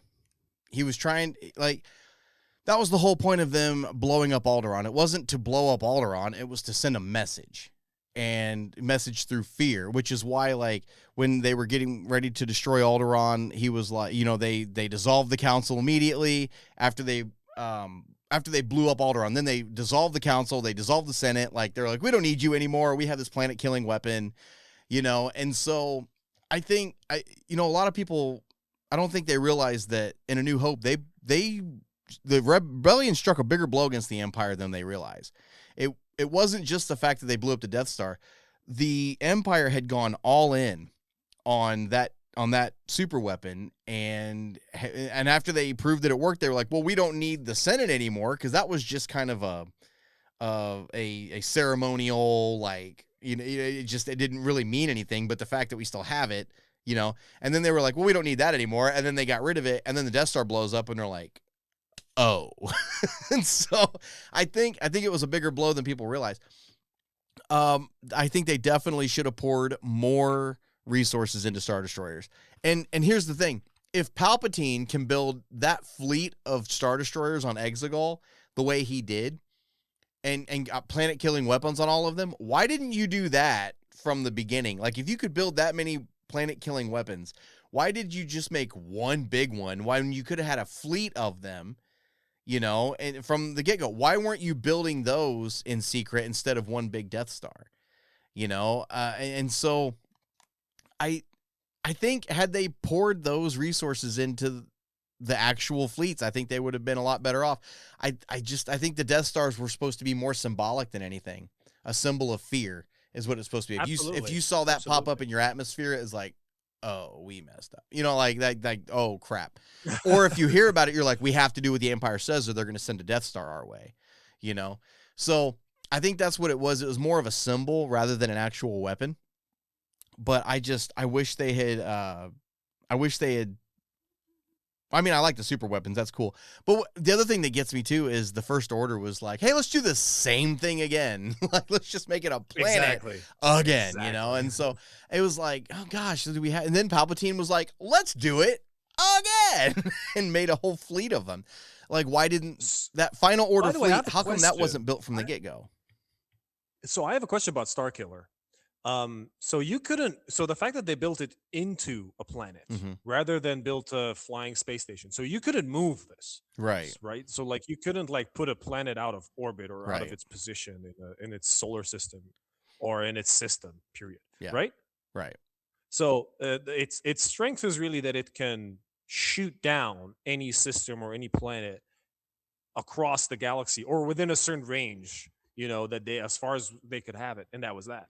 But essentially, I think the reason why they did that rather than have a Death Star was like, technically a Death Star is a vehicle, and you can always take down a vehicle. There's always going to be a weakness to it. Whereas if you have this major amazing base on this planet, and it's going to be, and how else are you going to resource? Well, you don't need kyber crystals. You're just going to use the core of the planet. You're going to use the Right. planet itself as your thing. So I think it's quite clever that they did that, and they thought they were going to avoid the issue of having a vehicle sort of get attacked by a fleet of X-wings and all Right. that stuff.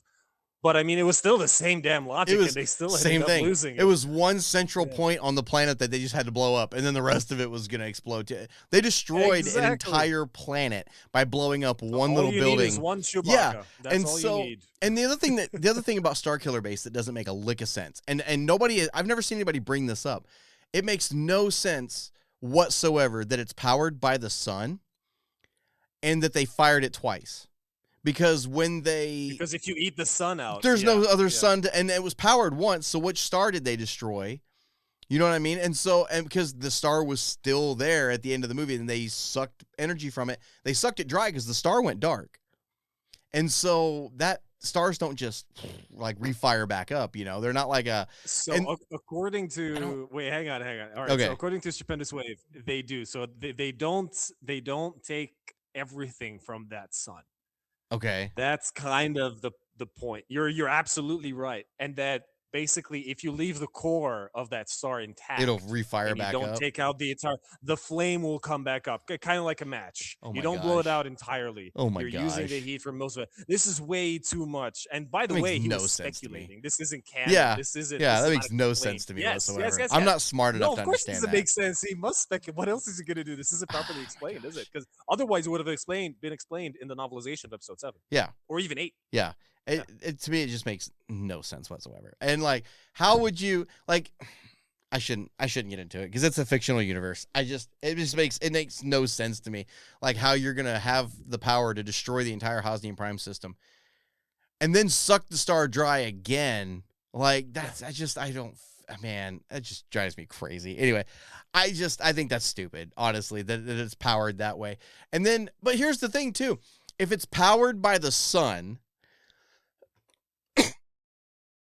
How is destroying one part on the thing going to blow up the entire thing? Because remember, they basically made a new star when they blew up Ilum, because that was the planet Ilum that they used to make Starkiller Base.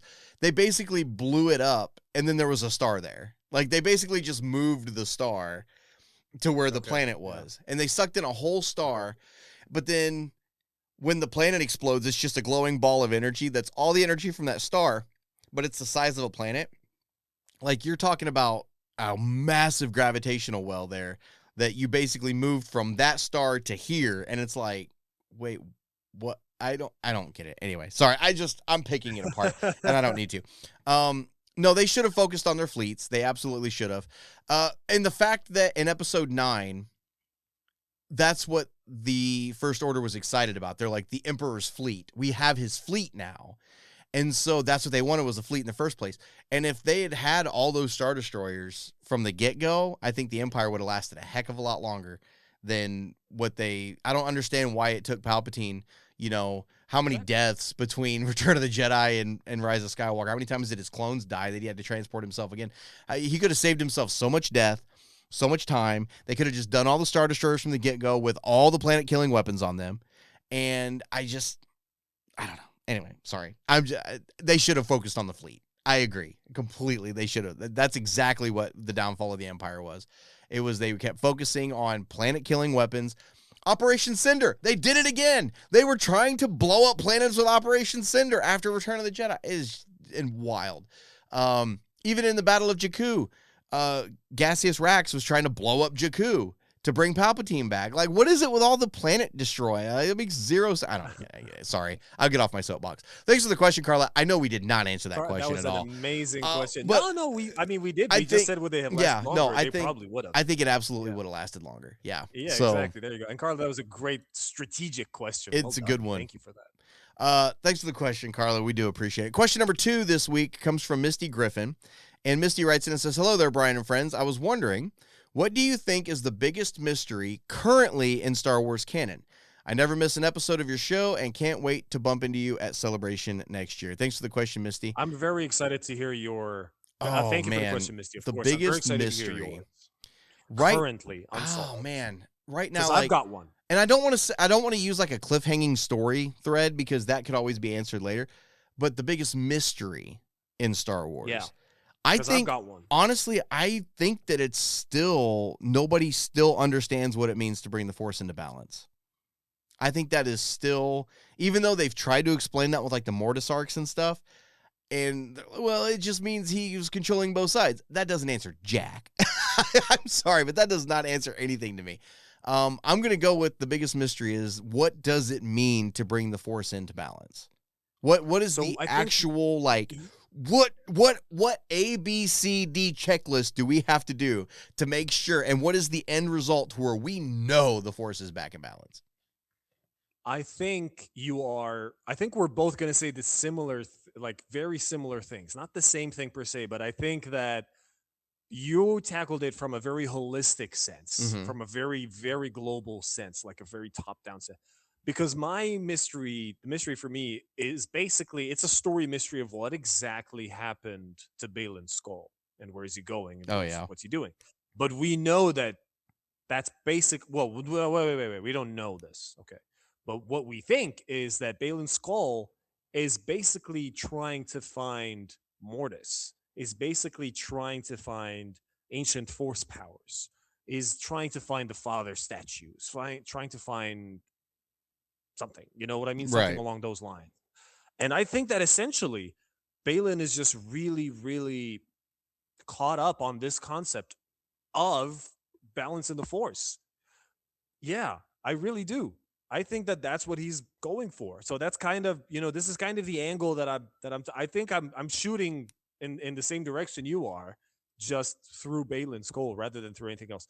I mean, the biggest mystery isn't who somebody is, or because I don't think that it's a mystery to me, that it's an important mystery to me, how Anakin was conceived. You know what I mean? Yeah, that doesn't matter to me, not exactly. And I think so that may be the reason, because it's been around for so long that we just sort of like, all right, fine, let's just stop talking about this. That might be the reason. But no, but Baylan feels like he's standing at the edge of a completely new chapter of Force lore. That last image of him just on that sort of cliff, the edge of the cliff that looked like Pride Rock from Lion King, that little bit at the end that he was like, exactly. He was just looking straight out into the distance at this sort of huge, sort of just like pillar of light at the end. Oh, whoa, where is he going? You know what I mean? Like that is exactly, that is my current. That is currently. I mean, there's a few others. The only one that comes to mind is something I never understood. I mean, we don't know anything about the race. We don't even know what they're called. Yoda and Yaddle and Grogu. Oh, yeah. We don't know where they're from, who they are, how they came to, how we found them. Are they all clones of the same thing, just genetically mutated? I don't know. Are they from a planet? Is there a planet with these unbelievably Force-sensitive creatures that are just like way off the scale? I also want to know a little bit more about the Night Sisters. Where does the source of their magic come from? Right. You know what I mean? Yeah. Like, how do they learn it, and why Night Sisters, not Night Brothers? And this is cool. It's not why in the bad way, just why. Just how does it originate? What happens there? Right. You know what I mean? And are they all very strong with the Force? I mean, how come? So they're Night Sisters, but the most powerful Dathomirian we've seen, apart from the Night Mother, apart from Mother Talzin, sorry, not the Night Mothers in Skyrim. Apart from Mother Talzin, is Darth Maul, and Darth Maul is a he. You know, for all intents and purposes. And then so for us to understand where was the source of power and what kind of culture that they sort of drew that from, what kind of magic. That's something else. Yeah. But those are the major ones, and I think the biggest one by far is I really want to know what happens to Balin's Skull. Yeah. I love Balin. I want him to get his own. I want the Yeah. Balin story to get its own thing. I don't want it to be in Ahsoka season 2 or season 3 or season 4. You know what I mean? Right. Like I'd love to see it. I'm not saying I Right, don't want to see right. it. I'm just saying that I want it to have its own story. Well, see, with Balin too, if that's what he's trying to do, that means he never believed in Anakin Skywalker, because he was mad at Anakin. Like, he was mad at the idea of Anakin, because he was like, I met Anakin Skywalker. Few would live to see what he became. Like, he was mad about it. You know what I mean? And so, what is my computer doing right now? There. Okay. For some reason, my computer was acting up for a second. But yeah, no, he was very much against this whole idea that Anakin was the chosen one, I think. And so maybe he thinks he's the chosen one. He's going to be the one to bring balance to the Force, because he's thinking, the Force is what's responsible for everything that's happened, and everything. So, I agree with you on the Balin thing. That would be a cool one. To finally have the answers to and everything. The Yoda species thing doesn't bother me so much, just because there's so many. It doesn't bother me. It's just a mystery. I just want to know. Sure. There's so many other species though that I can look at and be like, yeah, like Jarl Poof. Like, what species is he? Where does he come from? It's just, he's the only one of those I've ever seen. But I don't. It doesn't bother me that much with where they come. That'd be cool to see a whole planet like of Yoda species, like whatever that is. And we know that not all of them talk that way, like Yoda does, because Yaddle doesn't. Yaddle doesn't talk that. She just talks normally, like an old lady on a stoop. She's like, yeah, yes, dear, and so that's the biggest mystery, is why does Yoda talk backwards? That's the big mystery in Star Wars. Where did he learn that? That's the big mystery. So, so that's honestly, those some good ones. I don't know. I don't know if there's really any huge like things that like are galaxy shattering, need to be answered, like big mysteries, because the Force is the great mystery. And so, because Palpatine referred to it as, if one is to understand the great mystery, one must study all its aspects, not just the dogmatic narrow view of the Jedi. So there you go. And so I'm gonna go with the Force being in balance though, because there's still people that argue with, Rey brought the Force back into balance. You don't even know what that means, so how can you say she did it if you don't even know what it means? So I'm good. That's my go-to. But I love yours. I love yours. Brian being the wise Jedi Master once again he's relating Star Wars to life. What is the biggest mystery in life? It's 42. That's what I was gonna say. I was gonna say 42. Exactly. Yeah, I was gonna say 42. As soon as you said that, my I was favorite like, number. It's 42. I'm over here talking about Balin's Skull and his search for the answer, whereas Brian is already like, well, whatever he's searching for, that is the biggest mystery. That's the mystery. That's the mystery. The biggest mystery is why Han said, "I'll see you in hell." Does hell exist in Star Wars? That's the biggest mystery. I missed that one. But what happens when we die in Star Wars? Exactly. So thanks for the question, Misty. I appreciate it. Question number 3 this week comes from Anthony Buck, and Anthony writes in and says, "Hello, everyone. My name is Andrew." That's weird. Maybe I don't know why it says Anthony if his name is Andrew. That's weird. And I love your podcast and show. I think it's a shame other people who are absolutely negative all the time get all the attention, and shows like yours are going under the radar for a lot of people. Thanks for the question, or for the kind words. I do appreciate it. Truly wish you and your content all the success possible. What are your 5 most essential canon novel reads? I'm thinking about beginning my Star Wars books journey and would like to start with something that is essential in your opinions. Keep up the awesome work. Greetings from Italy.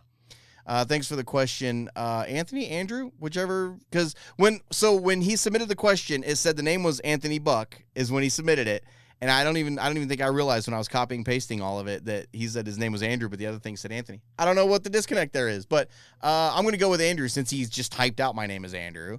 We're gonna go with Andrew. Yeah. Thanks for the question, Andrew. Usef, you wanted to talk about some novels. Because I've got my 5 essential ones. I want to see if they match your 5 essential novels. Okay. So first of all, thank you for the question, Andrew/Anthony. We share a coastline. Well, no, not a coastline. Here in Italy, we share a sea between us, the Mediterranean. So that's nice to have someone on this side of the pond send in a question. Um, yeah, so I'm not as an extensive reader as Brian is. I am trying to, but I have read quite a few books, and like you, I've only started diving into the novels a few years back. It's worth it. Definitely do it. They're very good. Whether you're reading them, whether they're through audiobook, audio experience, definitely do it. I've got a few essential ones from what I have until now. You know what I mean? So, which is not as extensive as Brian. So, whatever Brian says to sort of one up our list, our joint next starting reading list, it's going to be very important. But here are mine anyway. For someone like me, I grew up watching prequels first. So I watched 1, 2, 3, and then 4, 5, and 6, and then obviously you started getting all the rest of the content. That being said, Obi-Wan is an extremely important character to me, and Qui-Gon is that sort of the character that I always wanted to see more of. I just never got the chance to, obviously because he died. You know, you don't see him in anything else. So that being said, Master and Apprentice is an extremely important book. It is the best. It is the best Qui-Gon and Obi-Wan story that we get, and it's also very interesting to see the philosophies clash. Well, not clash. It's just the sort of philosophy planned out, laid out to bear. So Obi-Wan is very young, and Qui-Gon is a very patient teacher, and Qui-Gon is also really conflicted whether or not, and sort of doubting himself. Is he doing a good job? Yes or no? And he's very confident in the way he speaks to Obi-Wan, but he's also really worried about the kid. So it's a very interesting set of perspectives there. I don't want to go too much into it. There are, I have to put in Lords of the Sith because it's Darth Vader and Darth Palpatine, and they're being badasses, and they're just lost on this planet, and it's pretty cool. Everything, the action in there, everything else. You need some villains in your life if you're gonna in your content if you're gonna spice up your life. So Lords of the Sith is a really, really good one. So the third one here is an extremely important one. I didn't realize just how important it was until I went through it. Lost Stars. Lost Stars is fantastic. It is so those last two that I mentioned are basically the standouts for me for characters that I absolutely love. You know, I love Obi-Wan Kenobi, and I really want to see more Qui-Gon Jinn. And the Lords of the Sith, the villains, I'm getting Darth Vader himself, like in his thoughts, in everything that he's going through. And it's not a comic. And my issue with that was like, I need Darth Vader novels.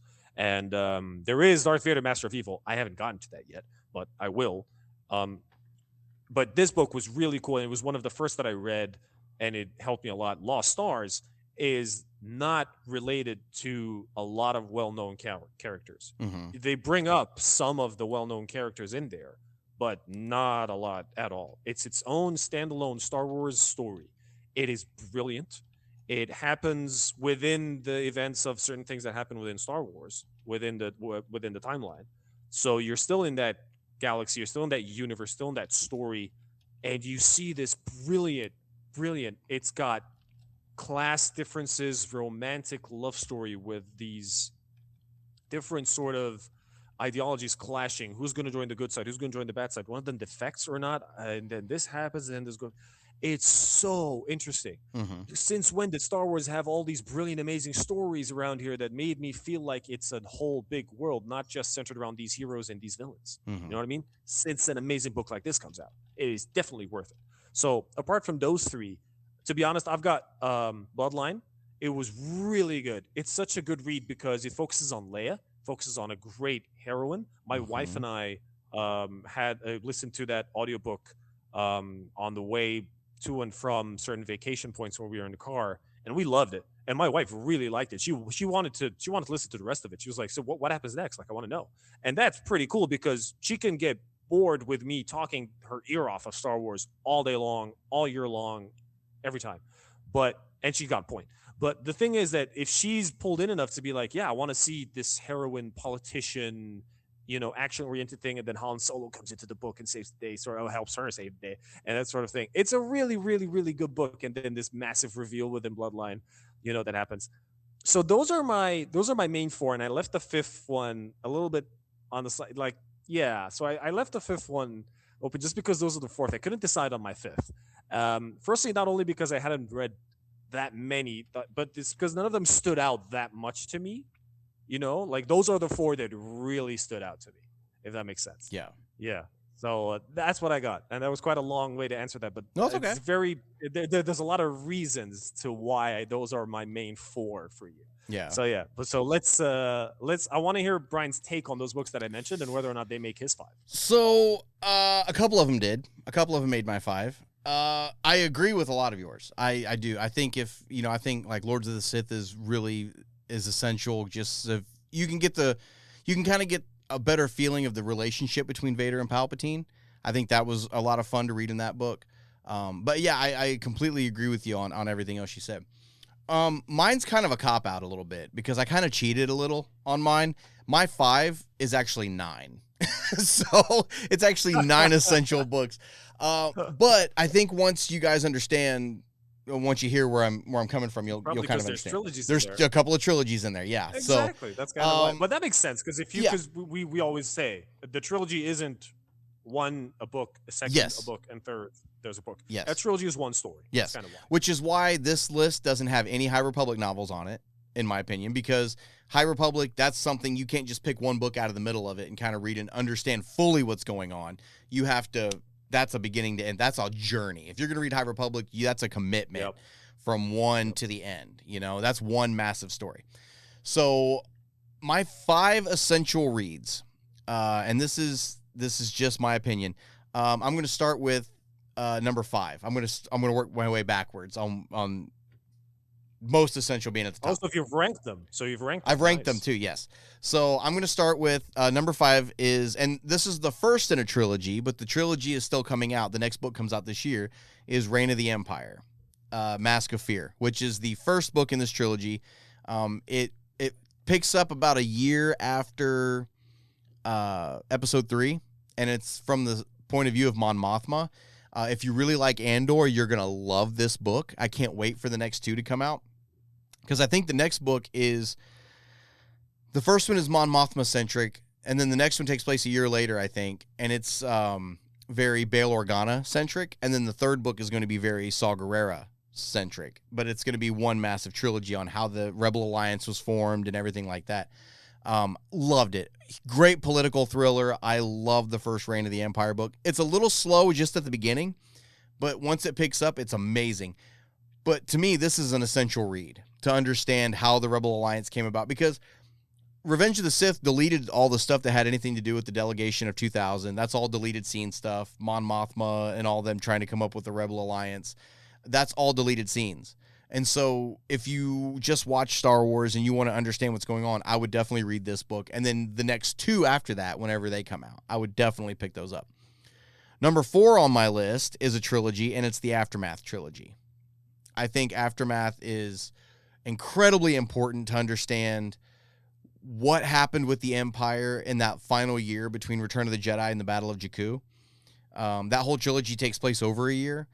I think it's really important to understand what's going on in the galaxy at the time of the Battle of Jakku and kind of understand what happened there. And there's a crap load of stories of the Battle of Jakku, and they're all from different points of view. This is another one of those, but it's from one point of view. I think which point of view is it? This one is from like Snap Wexley's point of view, nor like from the crew from this trilogy. It's from their point of view. Because I know Inferno Squad's got their own version of it. There's comics that have their own version. It's even in Lost Stars. Their Lost Stars has their own point of view of it. And so I think Aftermath is, that whole trilogy is really important in understanding where the Empire is, how it actually did fall. Because Rise of Skywalker talks about how the war ended at Endor. It didn't. It ended at Jakku. And so if you're watching the movies and you only read these books that I'm suggesting, then it makes sense why their Star Destroyers crashed on Jakku and why there's X-Wings there and what actually happened, right? How the Empire actually fell. So Aftermath trilogy is my 4th. My 3rd one is because there's 2 of them, the first Thrawn trilogy, not Heir to the Empire. I'm talking the one that's Thrawn Alliances, and Thrawn Treason. That is an awesome trilogy. And there's a lot of mix in there with Thrawn running into Vader and Thrawn working with Anakin and during the Clone Wars, and you really understand who Thrawn is, because I think moving forward, Thrawn's going to be a big deal. here coming up pretty soon. He's going to be the next big baddie. I think this is something that you definitely need to read to understand who he is, what he is, and everything like that. Really need to get me a Thrawn Funko Pop, by the way. Oh yeah, God, I love Thrawn so freaking much. I lost my mind when they brought him into Rebels. I lost my collective crap because I was just like, you've got to be joking me right now. They're actually doing this.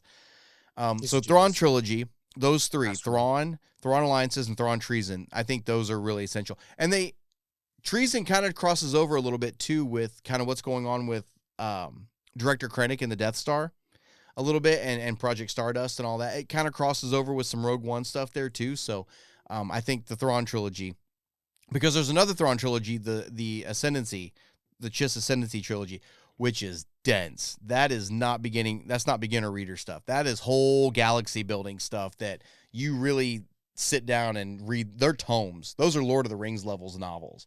I mean, they're thick. They're really good though. But that first Thrawn trilogy, definitely read that one. Number 2 on my list is Bloodline. You brought up Bloodline, the political thriller with Leia. I think that's an essential read, especially going into episode 7. There's things that happen in that book that should have happened on screen. They are that big a deal, 100%. And I'll go ahead and I won't say this because if you're just starting your reading journey, I don't want to ruin it for you. I was getting ready to just be like, it's been long enough, I'm going to say it, but I'm not going to. If you're just starting your reading journey, there's a moment in Bloodline that is galaxy changing. It's not just a self-contained story. It is a galaxy changing moment that happens that when I got to that part, my jaw dropped. And then I was instantly mad that was never put to screen, because that is something, if that one scene, and Usef knows what I'm talking about, and you probably do too if you've read it, if that one scene was ever put to film, it would explain, oh, so that's where the First Order came from. Got you. That's why Kylo Ren is leading the First Order. Okay, now I get you. So, yeah, Bloodline is a political thriller. I love that book so much. I couldn't put that one down either. I love that book. And it's a Leia-centric novel. It's like 5 or 6 years before The Force Awakens. And she says something in there that it's just so profound, and most people would just gloss over it. I don't remember who it is she's talking to. But she's talking to somebody. I think they're on Hosnian Prime at night, and they're looking up at the stars. And she says, do you see that star right there? And the person she's with says, yes. And she says, heartbreaking. That's Alderaan. And he goes, Alderaan. But I thought Alderaan got destroyed 30 years ago. Well, the light is still, yep.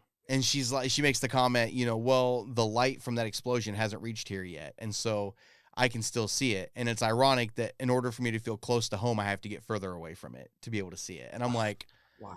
Oh God, exactly. That's such a great line. And it's written. Imagine if she, because I remembered this when I was reading the book, and immediately the thought that I had was, imagine if she has a date on her calendar of when it blew up, to be able to see it. Well, of when the light's going to go out. Oh my gosh. And if she's going to be alive, I'm not entirely sure how long, depends on how far away the planet is, obviously, because it depends on how many light years away it is. So therefore you can sort of calculate when the light will go out. Oh, imagine if she has that, be like, okay, so that day is the last day I'm ever going to be able to see the light from my planet. But then she could just travel another 5 light years to the next planet back further away and see it again, and like, so that's something about the destruction of Alderaan is, if somebody wanted to torture her, they could make her rewatch that over and over and over again by just simply calculating where they needed to be in space and make her watch it again, and then jump 5 light minutes away and make her watch it again, jump 5 minutes away, why make her watch it again, so you are evil. I know, I'm sadistic. I could be sadistic, I know. But that whole line in that book, I loved that. I thought that was it made it feel, it humanized Leia a lot. And it was like, oh gosh, I never thought of it that way. Like it's so great. And then I think everybody knows what my number 1 essential read is. Lost Stars. That book tells an awesome story, but it also weaves itself in and out of essential pivotal moments in the classic Star Wars trilogy, where you realize some of the biggest things that happened in episodes 4, 5, and 6, the people in Lost Stars were involved in it each time. And almost on a personal level a couple of times. Because there's like there's one of the characters, I'm not going to say which one. One of the characters is involved in deactivating the hyperdrive on the Millennium Falcon on Bespin while they're there. One of the characters is present when in A New Hope when R2 and 3PO launch off in the escape pod, and they're like, there goes another one. Hold your fire. There's no life forms. And they're sitting right there next to them. Like, they're there in some of the most pivotal moments in Star Wars. And so that one I think is an essential read. And that one leads up and climaxes with the Battle of Jakku also. So I think that one paired with the Aftermath trilogy, I think those are really great to read hand in hand along with the other ones that I mentioned. So those are my 5.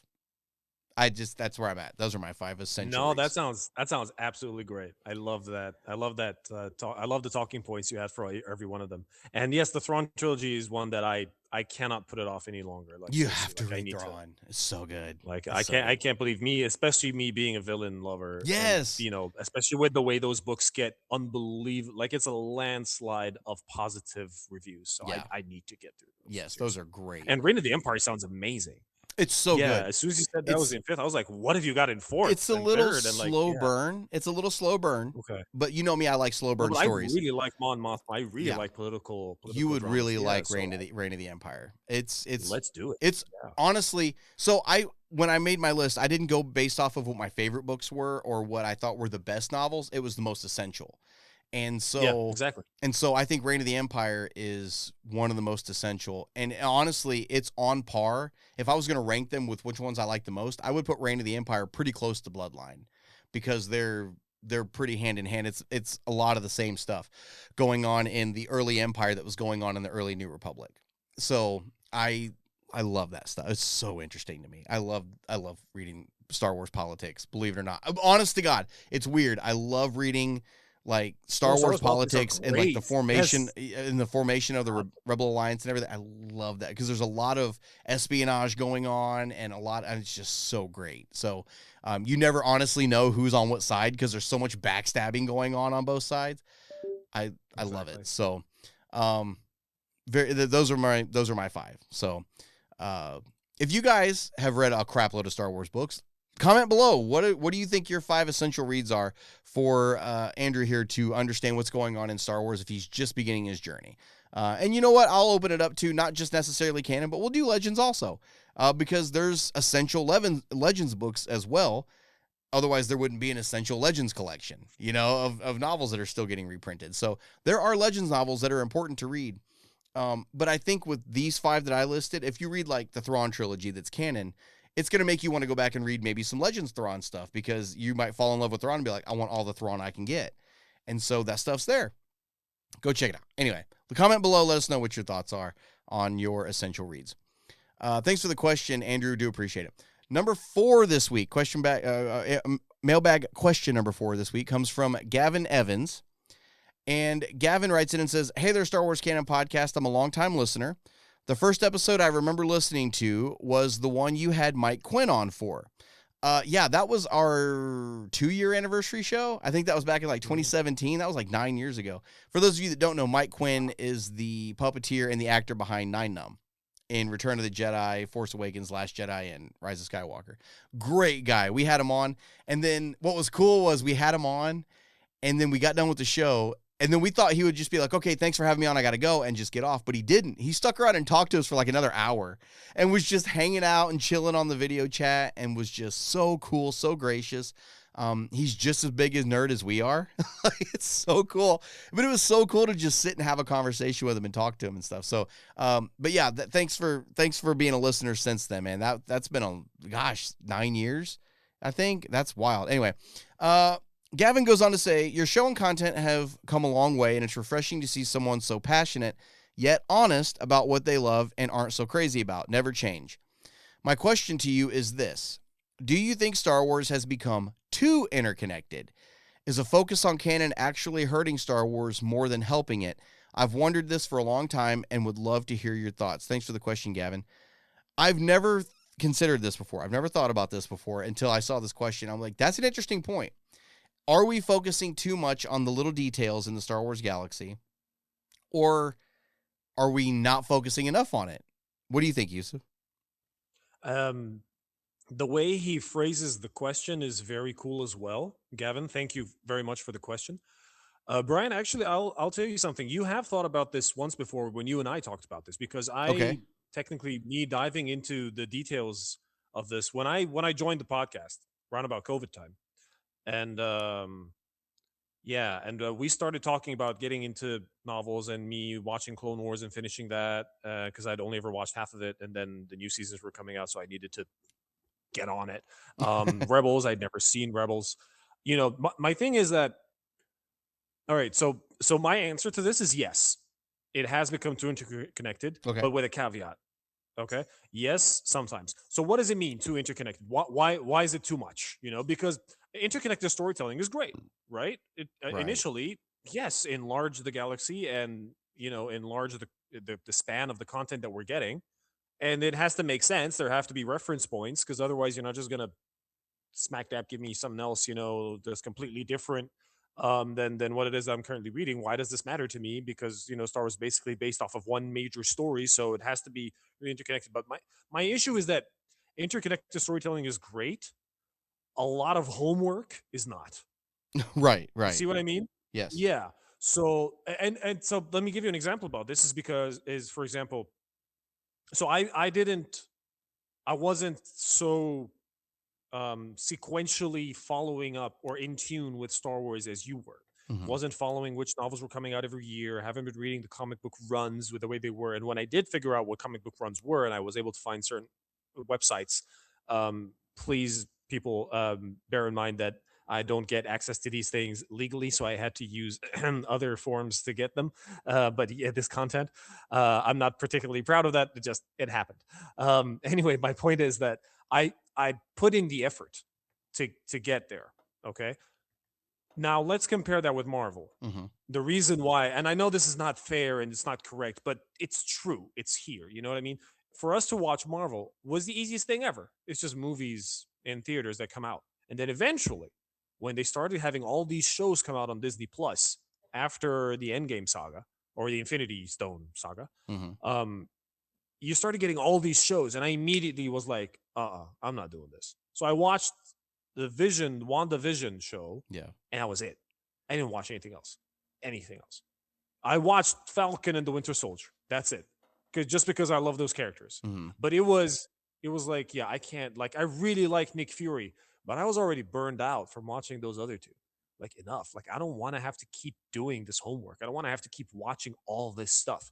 So, you know, an example of this for Star Wars would be having needing is the key word here. If I need to watch Mandalorian and the Book of Boba Fett and Ahsoka and Rebels and Clone Wars to understand the importance of a huge interconnected movie that will come out hopefully in the next year or two with Thrawn and Ahsoka and maybe the big three show up, maybe, as in Han, Luke, and Leia. Mhm. Maybe something if I have to do all that homework to watch that, that's not good for Star Wars.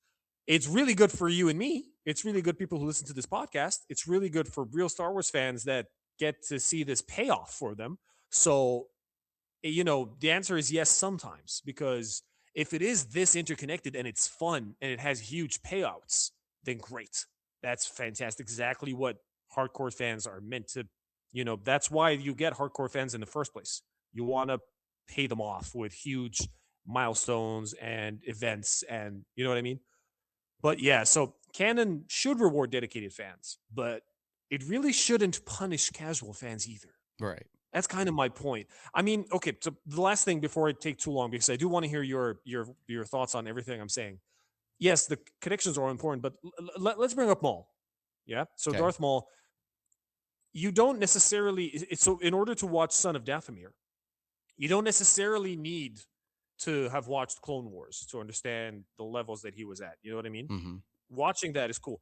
If you do watch Clone Wars, it just enriches it. So I love the way they're telling the story of Son of Dathomir. Thinking back now at the episodes, right? Mhm. Clone Wars and Rebels. But do you need to have seen Clone Wars and Rebels and how Darth Maul is there? And do you need to know, what happens in Rebels with Obi-Wan and all that stuff? Yeah, but they should have required, it shouldn't, homework shouldn't be required, is basically what I'm trying to say. Right. You know what I mean? Right. Yeah. So that's kind of my take on this. Canon should be, these kinds of massive events should be a nice dessert after a main meal. They shouldn't be the vegetables and the meat and potatoes and whatever. And yeah, sure, reward me for digging deeper, but don't force me to. Do you know what I mean? Right. So Yeah. here's the way I've kind of looked at it. I think I've described it this way before, but I'm going to go in a little more detail because I feel like the metaphor has evolved. Okay. The Star Wars universe and the franchise, honestly, content wise, should be like a big tree. Honestly, you've got your trunk in the middle, which should be the films, right? So if you take a tree and you cut all the limbs off and you just have the trunk going, it's still standing. It's still there. You're like, oh yeah, that used to be a tree. The trunk is still standing. It doesn't compromise the integrity of the tree, right? Right. But you've got your films. That should be what everything else branches off of. The films themselves should be able to stand by themselves. You shouldn't, like you said, I hate doing homework. With Marvel, that was a great example because I used to stay on top of every single Marvel project that came out from Iron Man all the way up to Endgame. I was on top. I was first in line for the movie theater. I was there. I was like, oh, hey, stay for the end credits. You got to stay for the end credits to find out what's going to happen in the next movie. And then, yeah, you're right. When they started doing all these series, we did that with X-Men too, remember? Yeah. And so it was like, oh man, now I have to sit down and watch 10 hours of WandaVision, which I did, and I liked WandaVision. I wasn't a huge fan of Falcon and Winter Soldier, and then I was like, man, do I have to sit down and watch all of these to know what's going on? Do I feel like starting all over again for another Miss saga? Marvel Yeah. and Hulk here. Miss Marvel actually was a pleasant surprise for me. I liked Miss Marvel a lot. No, I'm not saying they were bad. No, I'm just yeah, saying no, that yeah. it's a lot of content. And there's so much. And so you got to kind of pick and choose what you watch. And to be honest, I am not caught up whatsoever with Marvel anymore at all. I would have to sit down and spend probably 50 hours getting caught up on Marvel stuff right now. Because here's what Marvel has done now, right? So Marvel has said, hey, we're going to do this Daredevil season. But now you have to go watch all of the stuff that wasn't MCU canon to find out what happened with Daredevil before you can even watch the one they're coming out with now, and the Punisher, and Jessica Jones, and Iron Fist, and the Defenders, and like you have to watch all this stuff to know what's going on. I want to watch that Punisher movie, but I'm like, I'm holding off. No idea because you haven't watched the other stuff. I haven't. So the last thing I think canon wise that Kirsty and I watched was, I think we tried watching Black Panther 2, and we got about halfway through it, and we couldn't finish it. And then we haven't watched anything since. Like, I loved Moon Knight. Moon Knight was great. I was excited about Moon Knight because you know me, Egyptians, though. You know me. Like, that's, yeah, of course. And so I loved. He has an Egyptian co-host. Yeah, right. I loved Moon Knight. And I watched Miss Marvel just because I was homesick one week from work, and I was like, I need something to watch. So I just watched Miss Marvel, and I was like, oh, this is not half bad. And so I watched it. But I haven't watched any of Echo. Haven't watched. I think we watched She-Hulk. But like, I haven't watched the new Fantastic Four. Haven't watched the new Captain America movie. Haven't watched. We're so far behind on all of it because we just don't feel like any of it is cohesive. And like you said, it feels like tedious homework. Which it takes away from the watching experience, and then you feel like then you feel obligated to watch it, and you're not watching it because you want to. You feel obligated to watch it, and the problem is future projects are now building off of that stuff that you have to have watched that in order to know what's going on here. Exactly. And like you bringing up this big event movie for Star Wars that brings together all these shows we've watched, right? I'm of the mindset, and as much as I want that movie, don't get me wrong, I am so of course, effing excited for that movie. That is my number one. 100%. But does that need to be a big theatrical release? Or does that need to be something that they put together and put on Disney Plus for the people who have watched everything on Disney Plus? You see what I'm saying? And so absolutely. It brings up some conversations that are going to be kind of hard to have and kind of hard to justify in some decisions. Because I get why they want to put the stuff in theaters because it makes a lot of money, right? I mean, obviously, that's what the whole point of it is to make money. That's the whole point of the business is to make money. But has it gotten too connected? I think it has. I think and honestly, it's weird me saying this because I run a podcast that we focus on canon stuff. I think we're too caught up on the details of canon. I think the story, because it's a huge galaxy. There are trillions and trillions of beings in this galaxy, trillions of stories that you could tell that still have to do with, deal with major events going on. So you could tell stories on planets we've never even heard of that are still dealing with the effects of the Clone Wars, right? The Clone Wars is the canon aspect of it. That's what's canon, is the Clone Wars happened, and this is how it affects it, but it has no effect on anything else. We're telling stories that, are crossing over like crazy, right? Like, so, like for example, and I get why you do cameo characters once in a while, but here's a great example. R5-D4. The droid R5-D4. He's the droid, for those of you that don't know. In A New Hope, he's the red astromech droid that Uncle Owen is like, yeah, I'll buy that one. And he popped his bad motivator, and he's like, Uncle Owen, this droid has a bad motivator. Look. And he's like, what about that blue one? We'll take that one. So that R5 unit is the same one that pops up in Mandalorian and Grogu. Or not Mandalorian, Grogu, The Mandalorian. And has crossed paths with Luke Skywalker. And now has crossed paths with Mandalorian, who has also crossed paths with Luke Skywalker. Who has crossed paths with Ahsoka Tano. Who has also crossed paths with Luke Skywalker. You know what I'm saying? So, like, you're still, it's a huge galaxy, and you're still trying to tell these individual stories that are still crossing over. Like Skeleton Crew, it was its own story, right? But that one pirate guy from Mandalorian was still in Skeleton Crew. Like, why does everything have to be connected somehow, some way? Not everything has to be connected that way, And I'm like, is that hurting it more than helping it? And you're right, for the pirate popping up in Skeleton Crew, for just casual fans, nobody would even realize, hey, that's the same guy. And it doesn't really matter. It doesn't have a bearing in the story. But for us sweaties, we're like, oh, hey, how many Easter eggs do you need before it's too much? You don't have to have Easter eggs in everything, Another example, and even my Queen Claudia Gray did it in Leia of Alderaan, Princess of Alderaan. There's a part where her and Holdo are on some planet, and they come up on this YT 1800 freighter, and it's Han Solo and Chewie, and it takes off before they can talk to him because they're trying to get passage off the planet. And it would have been Han and Chewie that they hired. They cross paths again. Like, why does how in a galaxy full of trillions and trillions of people are the same people keep crossing paths over and over and over again? Or this person's connected to this person. You're shrinking the galaxy by doing that.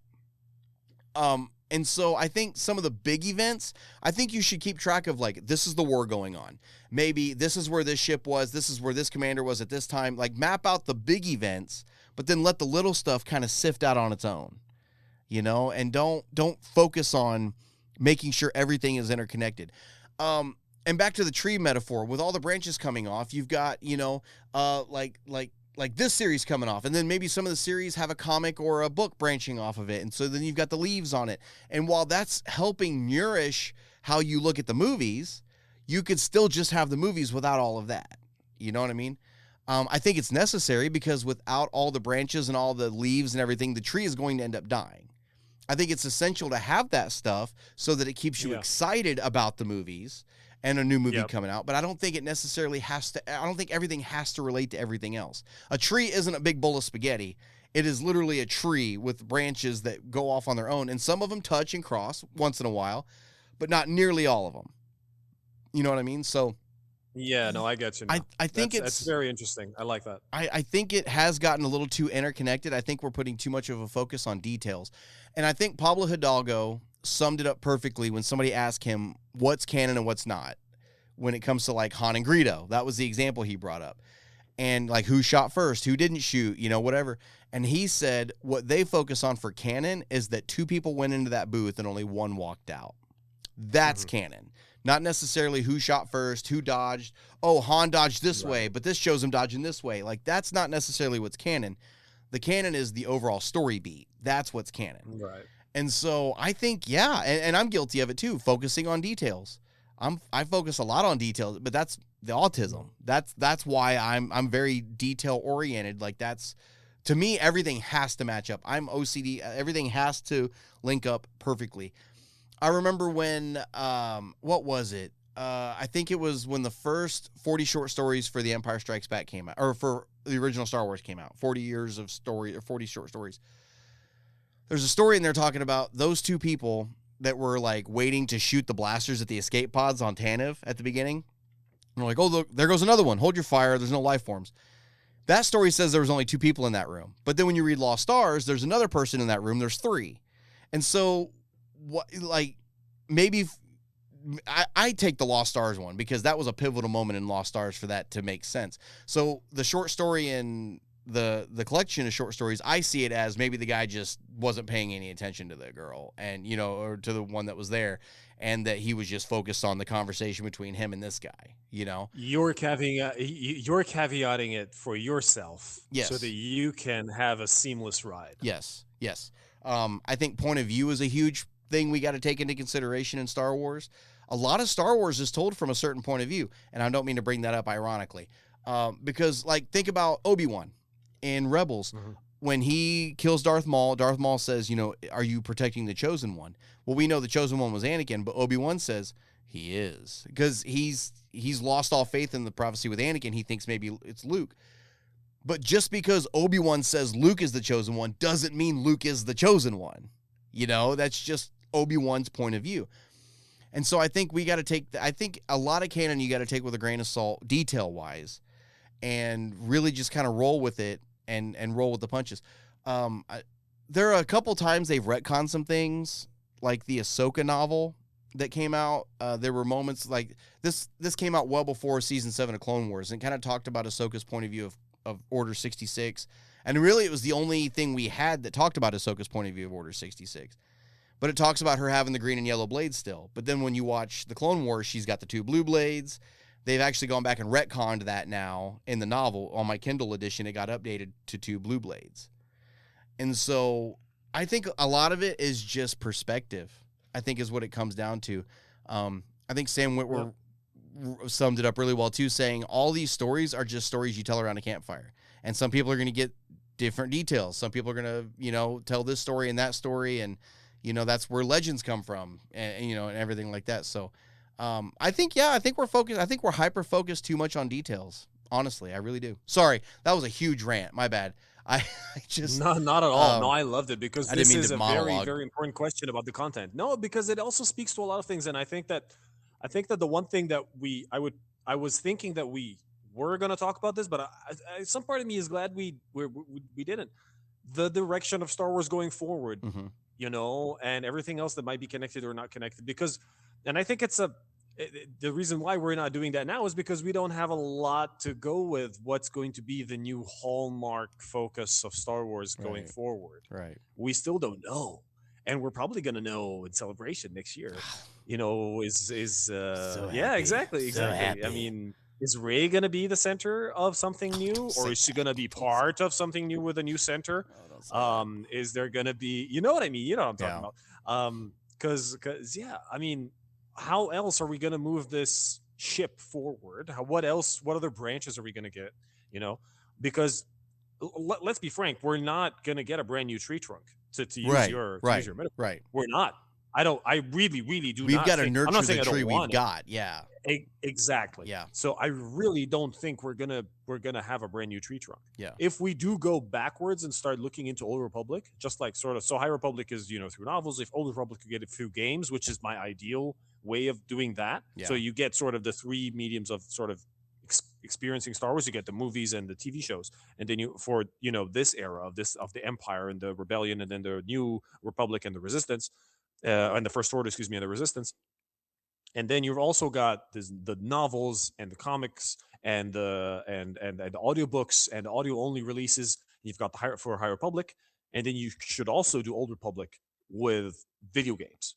If that happens, that's brilliant, because then you've got, you know, these 3 mediums, the way people love to experience content and the way people like to do it, and you've got 3 different eras in Star Wars to do that with. But what else are we getting, and how connected is it, and does it need a lot of homework, yes or no? Right. I don't know. I'm not sure. But then, you know, so for example, so my wife watched the movie with me. We went with me in the theater to see The Mandalorian and Grogu. She's seen some of the Mandalorian TV show with me just because I'm watching. But she wasn't particularly, it just wasn't really her thing. So I was eager to see if she really, you know, had an issue with the film. She couldn't keep up or whatever. That film is fantastic for somebody who hasn't seen Sure, The Mandalorian. It's sure. perfectly fine. Yeah. Because everybody already knows by now that Grogu, Baby Yoda Mhm. is in there, right? But so she enjoyed it. She was like, yeah, that was a fun night out. It was cool. It wasn't too Star Warsy. It wasn't Mhm. too all of that, and she did enjoy it. But yeah, if I have to take it to a film and be like, well, so I took my sister-in-law, so I took my wife's sister to a Star Wars film. I took her to episode 9, and she was like, okay, so I said, have Oh, you God. seen? So you exactly. Oh, So she was God. like, yo, Yusuf, there's a new Star Wars movie, and you're, let's go. I'm sure you're amped up and you're excited and whatever and all this stuff. I said, okay, are you excited? She said, yes, it's my first Star Wars movie, so I'll get so excited. I was like, oh, okay. Oh my gosh. So what do I do now? Yeah. Do I sit you down? Do I Yeah. postpone when you watch this and Yeah. then get you over to my place to so you, me, your sister, your fiance, all your friends, all whatever, anybody who wants to watch Star Wars, let's marathon this for like a week or two, Yeah. and then so you can get up to episode 9. He's like, no, I ain't got time for that. I'm like, oh, okay, Yeah. all right. So what do I do now? Do I give you a huge long sort of the backstory Yes. here? Do I go into like Yeah. 2-3 hours of a podcast just explaining the events? What do I do now? It's a lot of homework, but that makes sense. So of course, this is the end of a huge long line of movies and legacies and stories. You just need to know who's who. You do know who Luke and Anakin are, and Vader this and this that and whatever. So, Mhm. yeah, sort of. I know this. Okay, so you know your information. You know what I mean? Like so being too interconnected. My point is that it also makes it different for new fans. Mhm. It also makes it a different experience. I'm not saying difficult. I'm saying a different experience for Yeah. new fans. Because then which side are you joining it from? So mine, you're a kid. So Jensen. Mhm. So for Jensen to come in now, I mean, he's got a guide and a mentor, and he started watching Star Wars with you. And for him to do that and start reading and start, it's probably going to help him with his English class. It's probably Yes. going to help him Yeah. with his fantasy, with his mind, with the way he works at things, because reading helped me. I mean, back in the day, for me, it was basically Harry Potter, right? And Mhm. reading helped me with my English to be practically native. I mean, I have to tell somebody I'm Egyptian before somebody's like, oh, wait, you're not American? Oh, Right. wait, you're not British, that sort of thing. But my point is that if you're then going to bring somebody in who's a new fan, which angle do you choose and why?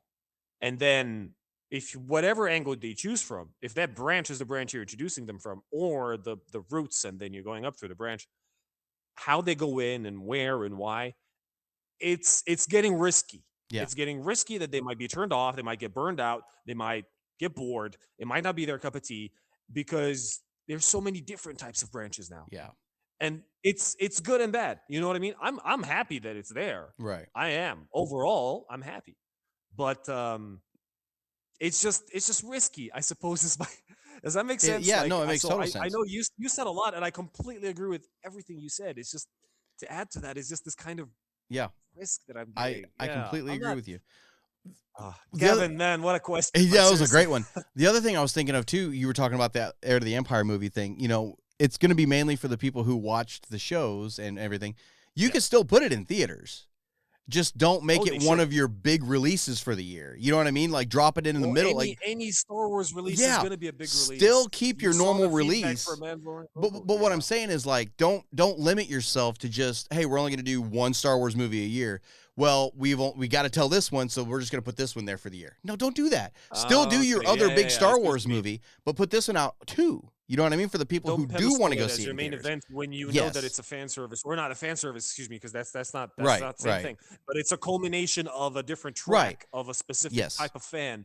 Keep that as it is. Keep that for them. Yeah. Yes. Okay, I get you. Maybe put it as like a pay-per-view on Disney Plus behind a paywall for Oh, maybe absolutely, or yeah. maybe like for maybe like $5 or $6 or maybe $10. And then for us that want to go see it in theaters, we can go pay the $20 a ticket to go see it in theaters, you know what I mean? And release them on the same day so everybody has access to it at the same time and everything. You're still making your money. You're still putting it in front of everybody who wants to see it. And you're And giving you've the got people experiences who want to see it. different from yeah. Right. In theaters, you're still getting, you're still letting those people see it in theaters also. Mhm. But you're still not taking away from, like, if the episode 10's coming out in December, we got to put out this Heir to the Empire movie. We'll put it out too. Don't just pick or choose, hey, it's this one or that one. Put them both out. If you have something done and ready to throw it out there, start making money off of it. So I think we're focusing way too much on detail stuff. And honestly, some of the details are really great. Some of the things that happen, some of the lines of dialogue that happen are really great. Like I know, I just know, and honestly, it kind of makes sense. Starfighter comes out next year, less than a year from now. Starfighter comes out, and we are going to get either a mention at a minimum, possibly a cameo of Daisy Ridley as Rey Skywalker in that movie, because now it's come out that Amy Adams is playing a Jedi, and this takes place after Episode 9. So if she's a Jedi, that means how are there Jedi? Yeah, so she trained with Rey. So she knows Master Skywalker. So there's either going to be, hey, Master Skywalker says blah, blah, blah, or she's going to pop up in it. She is going to be Master Skywalker. She's not going to be Master Rey. You're right. She's going to be, damn. Yeah, she's going to be Master Skywalker. That's exactly what it's going to be. So does that need to be brought up? No, because we know she got trained by Rey. You know what I mean? Like, you don't have to say it, but they're going to for the sake of connecting it all. Anyway, yeah, opened a can of worms with that question, but I just kept talking. I'm sorry, I couldn't shut up about it. It was a great question though, Gavin. I love thought-provoking questions like this. Exactly. And so I like to call for the first time in a few episodes we don't have a what if question. I know. I like to call these Star Wars theological questions. I love calling them that because it's like you're kind of having an existential crisis. Like, oh God, that's all I've ever focused on. Do we have to though? Thanks for the question, Gavin. I do appreciate it. Usef, I think we're gonna wrap it up for the week, man. I want to thank you. I know it's super late where you're at right now. I know you got work in the morning. I appreciate you joining and talking some Star Wars with me for a little while. If you guys are listening to this episode on Tuesday or Wednesday, yeah, you're not crazy. We did put this episode out a little late this week. Between our personal lives, we weren't able to record it on Thursday, Friday, or Saturday. So we're recording this on Sunday afternoon for me. It's Sunday night for Usef. So we're going to probably put it out just a couple days late, but we did get an episode out. I wanted to make sure we put out an episode this week. And I thank you for making the effort as well, Brian. Sure. I appreciate that. No worries. It's always a pleasure for me to talk Star Wars. Absolutely. It's always great to have you on, man. If you guys want to visit our website, it is StarWarsCanon.net. Make sure to head over there and check that out for Canon and Legends timelines, some blog posts that we've written. This episode of the podcast, you can find all kinds of Star Wars goodies there. So make sure to follow us on all of the social media platforms listed in the description of this podcast. And if you guys like us, make sure to hit the follow and subscribe buttons. Help the show out a little bit and help the algorithm. Help get us out there a little bit more. So if there's nothing else for this week, man, I think we're good to go. Guys, thanks again for joining us. And until next week, may the Force be with you.